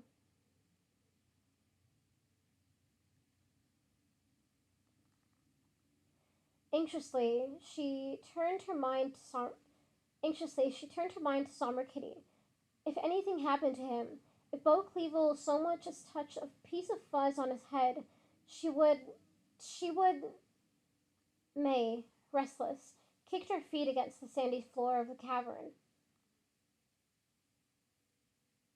You look like a caged tiger, May started and turned. Lucius was standing there, his blond hair combed sideways across his forehead, his maroon school jacket freshly pressed, his pinkish cheeks glowing. Who did that to your hair? Lucius asked.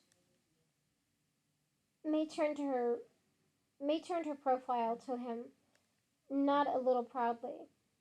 Lawless Lexi.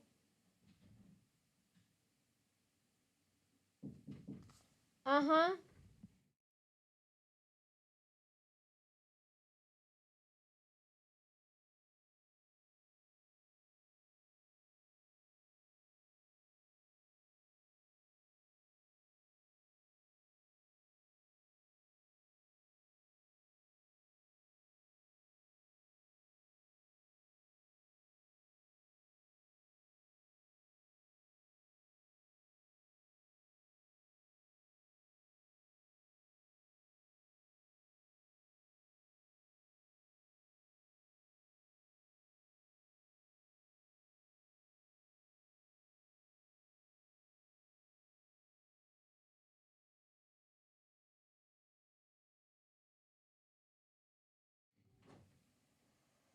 Okay.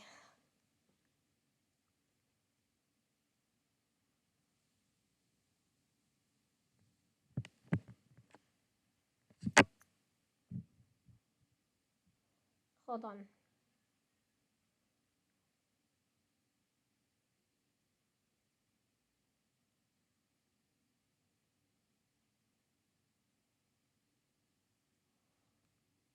Okay.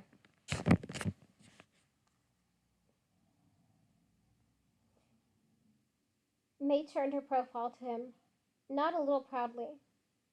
Lawless Lexi. Lucius strung his slingshot and stretched it over and over, gazing about the room. May stared at her fingernails, then at the walls. She kept seek she kept peeking out she kept peeking at her out of the corner of his eye. Hold on, I didn't read that right. Lucius strung his slingshot and stretched it over and over, gazing about the room. May stared at her fingernails, then at the walls. He kept peeking at her out of the corner of his eye, and May felt herself blushing, feeling pretty. Finally, he muttered, "It looks goofy." May's heart sank. "Well, it's a good thing I don't care what you think," she answered brightly, gazing at a group across the room playing Mother May I. Pumpkin, the farthest behind, kept glancing over at them and narrowing his black big and narrowing.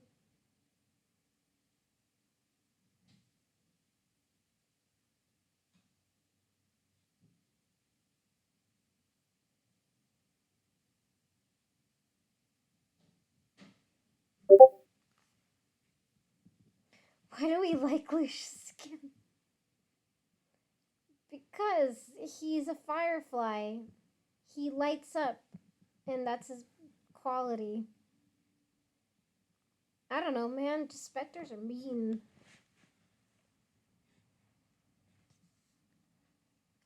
He's supposed to be an asshole, but in a joking sort of way. Pumpkin, the farthest behind, kept glancing over at them and narrowing his big black eyes. Lucius shrugged in Saucious, in Sound she in South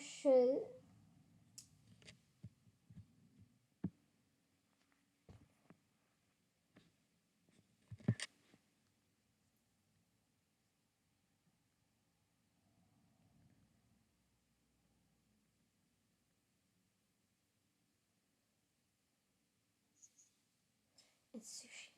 Oh, okay.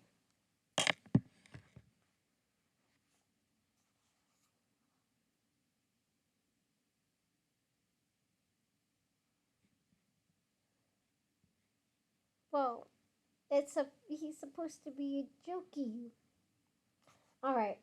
Anyways, Lucius shrugged insouciantly and zipped off to find some other way to torment the players. Pumpkin broke policy and did some singing. Pumpkin broke policy and did some singing with a backup band of a lesser caliber than he was used to. Two banjo pickers and a jug blower. They plucked along merrily through through such lounge favorites as I left my I left my hand in Vile Vista and you ain't nothing but a shuck dog. Um, while the live ones danced jigs or stood alone the walls. While the live one danced jigs or stood alone stood along the walls talking and laughing, or sat at the wooden picnic tables, swamping tall tales. They played Pin the Tail on the Donkey, musical chairs, all the old favorites from Earth. Beatrice refused to play Ring Around the Rosie because she said it reminded her of the plague, but she taught everyone how to fold handkerchiefs. But she taught everyone how to fold handkerchiefs properly. Bertha, May, and the gang sat up at a table in the corner into the wee hours, catching up. Bertha, Bad Breath Brett Waller, may have been the smelliest, but she was also the fiercest and fieriest leader in the Ever After. She leaned forward, cockeyed. And you haven't received any messages from the later since you've been here? May shook her head. Bertha let out a long breath, sending everyone leaning backward. Curious. Not curious that. Very strange indeed. They watched the band, both lost in their own thoughts. Beatrice was dancing with Fabio, spinning and spinning. Lexi appeared, waving a handful of telegrams. We've got the first responses back, she said, grinning and handing them to May. That was fast, May said. She had sent out the telegrams that morning to every place in the realm she could think of. She smiled, hopefully at the others. Well? Well? Bertha nodded, yanking at her worry gray hair. Open 'em! May scanned them first for May scanned them first for one from the lady, but nothing. She thought of Beauclavel's words. I'm afraid she's no longer here. What had he meant? Had she been at the party? She'll be in touch when it's time. She'll be in touch when it's time, Bertha said reassuringly. May opened them up one by one. New Egypt, horrific hamburgers in the pit of despair, the catacombs. They all looked on eagerly, then slowly, their expressions sank as they read the responses. No thanks. Busy that weekend. Have a dentist appointment. You must be out of your mind. There was no word at all from the spirits of Riss Falls. Maybe Zero doesn't know how to read, Bee suggested, hopefully. Bee was the leader of the wild spirits of Riss Falls. Bertha sniffed. Cowards. Every one of them. She let out a ragged, garlicky sigh, and May and Beatrice exchanged a suffering look. We've been fighting our tails off, she said, looking tired. We've been fighting our tails off, she said, looking tired. But them dark spirits are like lice. You can't even count 'em. There are so many, and there's so few of us. Bertha nodded at the responses. No. Bertha shook her shaggy head. The long and short of it is, they. Bertha nodded at the responses. What's left of them, they think it's hopeless. The dead aren't very good at hoping or seeing how things could be different, is Swanee. May knew too well the truth of Bertha's words. She had met too many spirits who thought fighting Bo Clevo was someone else's problem. Bertha looked at her, cockeyed. Are you sure you're not just half Are you sure you're not just half dead? The word had spread quickly of May's fatal tumble off the roof of White Moss Manor. It had been hard for the undead to overcome their glee at May's arrival long enough to express their sympathy. But now Bertha looked at her sadly. May leaned forward on her elbows. Pretty sure. She must have looked especially she must have looked especially lost, because Bertha patted her hand with her own rough, calloused one. Don't you worry. Them astronauts will come for us one day. Lexi, sitting at Bertha's side, rolled her eyes at May secretly.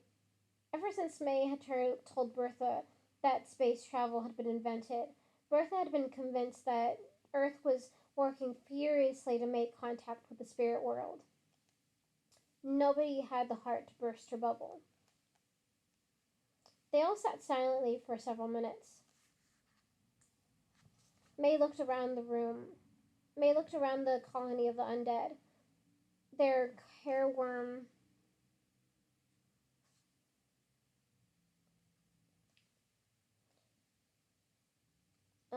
their their careworn their careworn grimy faces, or their tattered clothes for years of hiding out in the world of spirits. Oh, I can't stand these long faces. Come with me, Bertha ordered. She summoned them with a nod, and they wound their way out of the hall, up through the booby-trapped hallways, carved through carved through the garbage. The colony of the undead was rigged from top to bottom with traps set for all manner of dark spirits be should they ever be discovered. That the only undead that only the undead knew about. Bertha carefully steered around them, over and under them and up. It's probably this. It's probably the safest realm in the. It's probably the self. It's probably the safest place in the realm now, she said, aside from North Farm. The roof gave them a view of the surrounding desert. May stood here once before, when Kitty was still by her side, when she had been sure of the lady, when things in the ever after had seemed so scary. It hadn't been nearly as scary as now. The galaxy Gulf's a nice place to see, Bertha said, pointing off north. Lots of exciting things to visit. Even out here in Nothing Plateau. Well, used to be that way. Now it's just empty Clevevilles, and anyone who's left doesn't dare go out. Staring across the sandy plateau, May gasped. In the air, a giant shadow was moving across the sand far away, back and forth. May could just make out that it had the shape of a hand that looked like it was feeling around on a dark shelf. Bo Clevel's looking for you, all right, said Bertha. May watched the giant shadow hand. Bertha, what is Bo Clevel exactly? I mean, what kind of spirit is he? He's more powerful than you've seen yet, my dear, and none of us can hide from him forever, Bertha said ominously toward the giant shadowy hand. He'll find us eventually. A deep shadow settled over May's heart. I have to go see the lady, she said. Girlie, now you know that if the lady hasn't invited you, you'll never meet. Girlie, now you know. Wait, sorry. Girlie, now you know that if the lady hasn't invited you, you'll never make it across the petrified pass. Remember what happened last time? May thought of the terrors that had awaited them in the tunnels beneath the petrified pass, where they had faced their worst fears. Achoo! Everyone standing around Bertha leaned back as she snuffled and let out a big, stinky breath. The lady works. The lady works in her own time. If she wants you, she'll call you. Meanwhile, we gotta wait for her before we can do anything about it. Bo Clevel. Meanwhile, we gotta wait for her before we can do anything about Bo Clevel. I don't think we can see without her. I feel like I'm not doing her southern accent as good as I should, and I'm just like, man, this sucks. It's something. I should have stopped at the last chapter, because now I'm just like, I want to stop reading. But I only have a page left, so.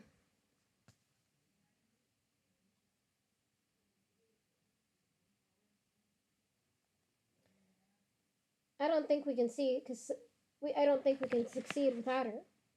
She nodded to the shadow hand. As long as there's still a little light left in the ever after, we have time. And there'll be light in the ever after until the very last town is fallen. May kicked at the ground darkly. But we can't just sit here in the meantime. I suggest. Fabio paused dramatically, then whispered, Sabotage. He thrust a finger in the air. How do you sabotage the world's most powerful dark spirit? May asked. Bo Clevel's biggest thing is fear. What's our biggest thing? Beatrice asked logically. Her hands were busy folding her sash into exact right triangles. May looked around the group. Pumpkin was patting his tuft and intoning low me's. Beatrice had moved on to cleaning her fingernails with a special brush she'd found down below.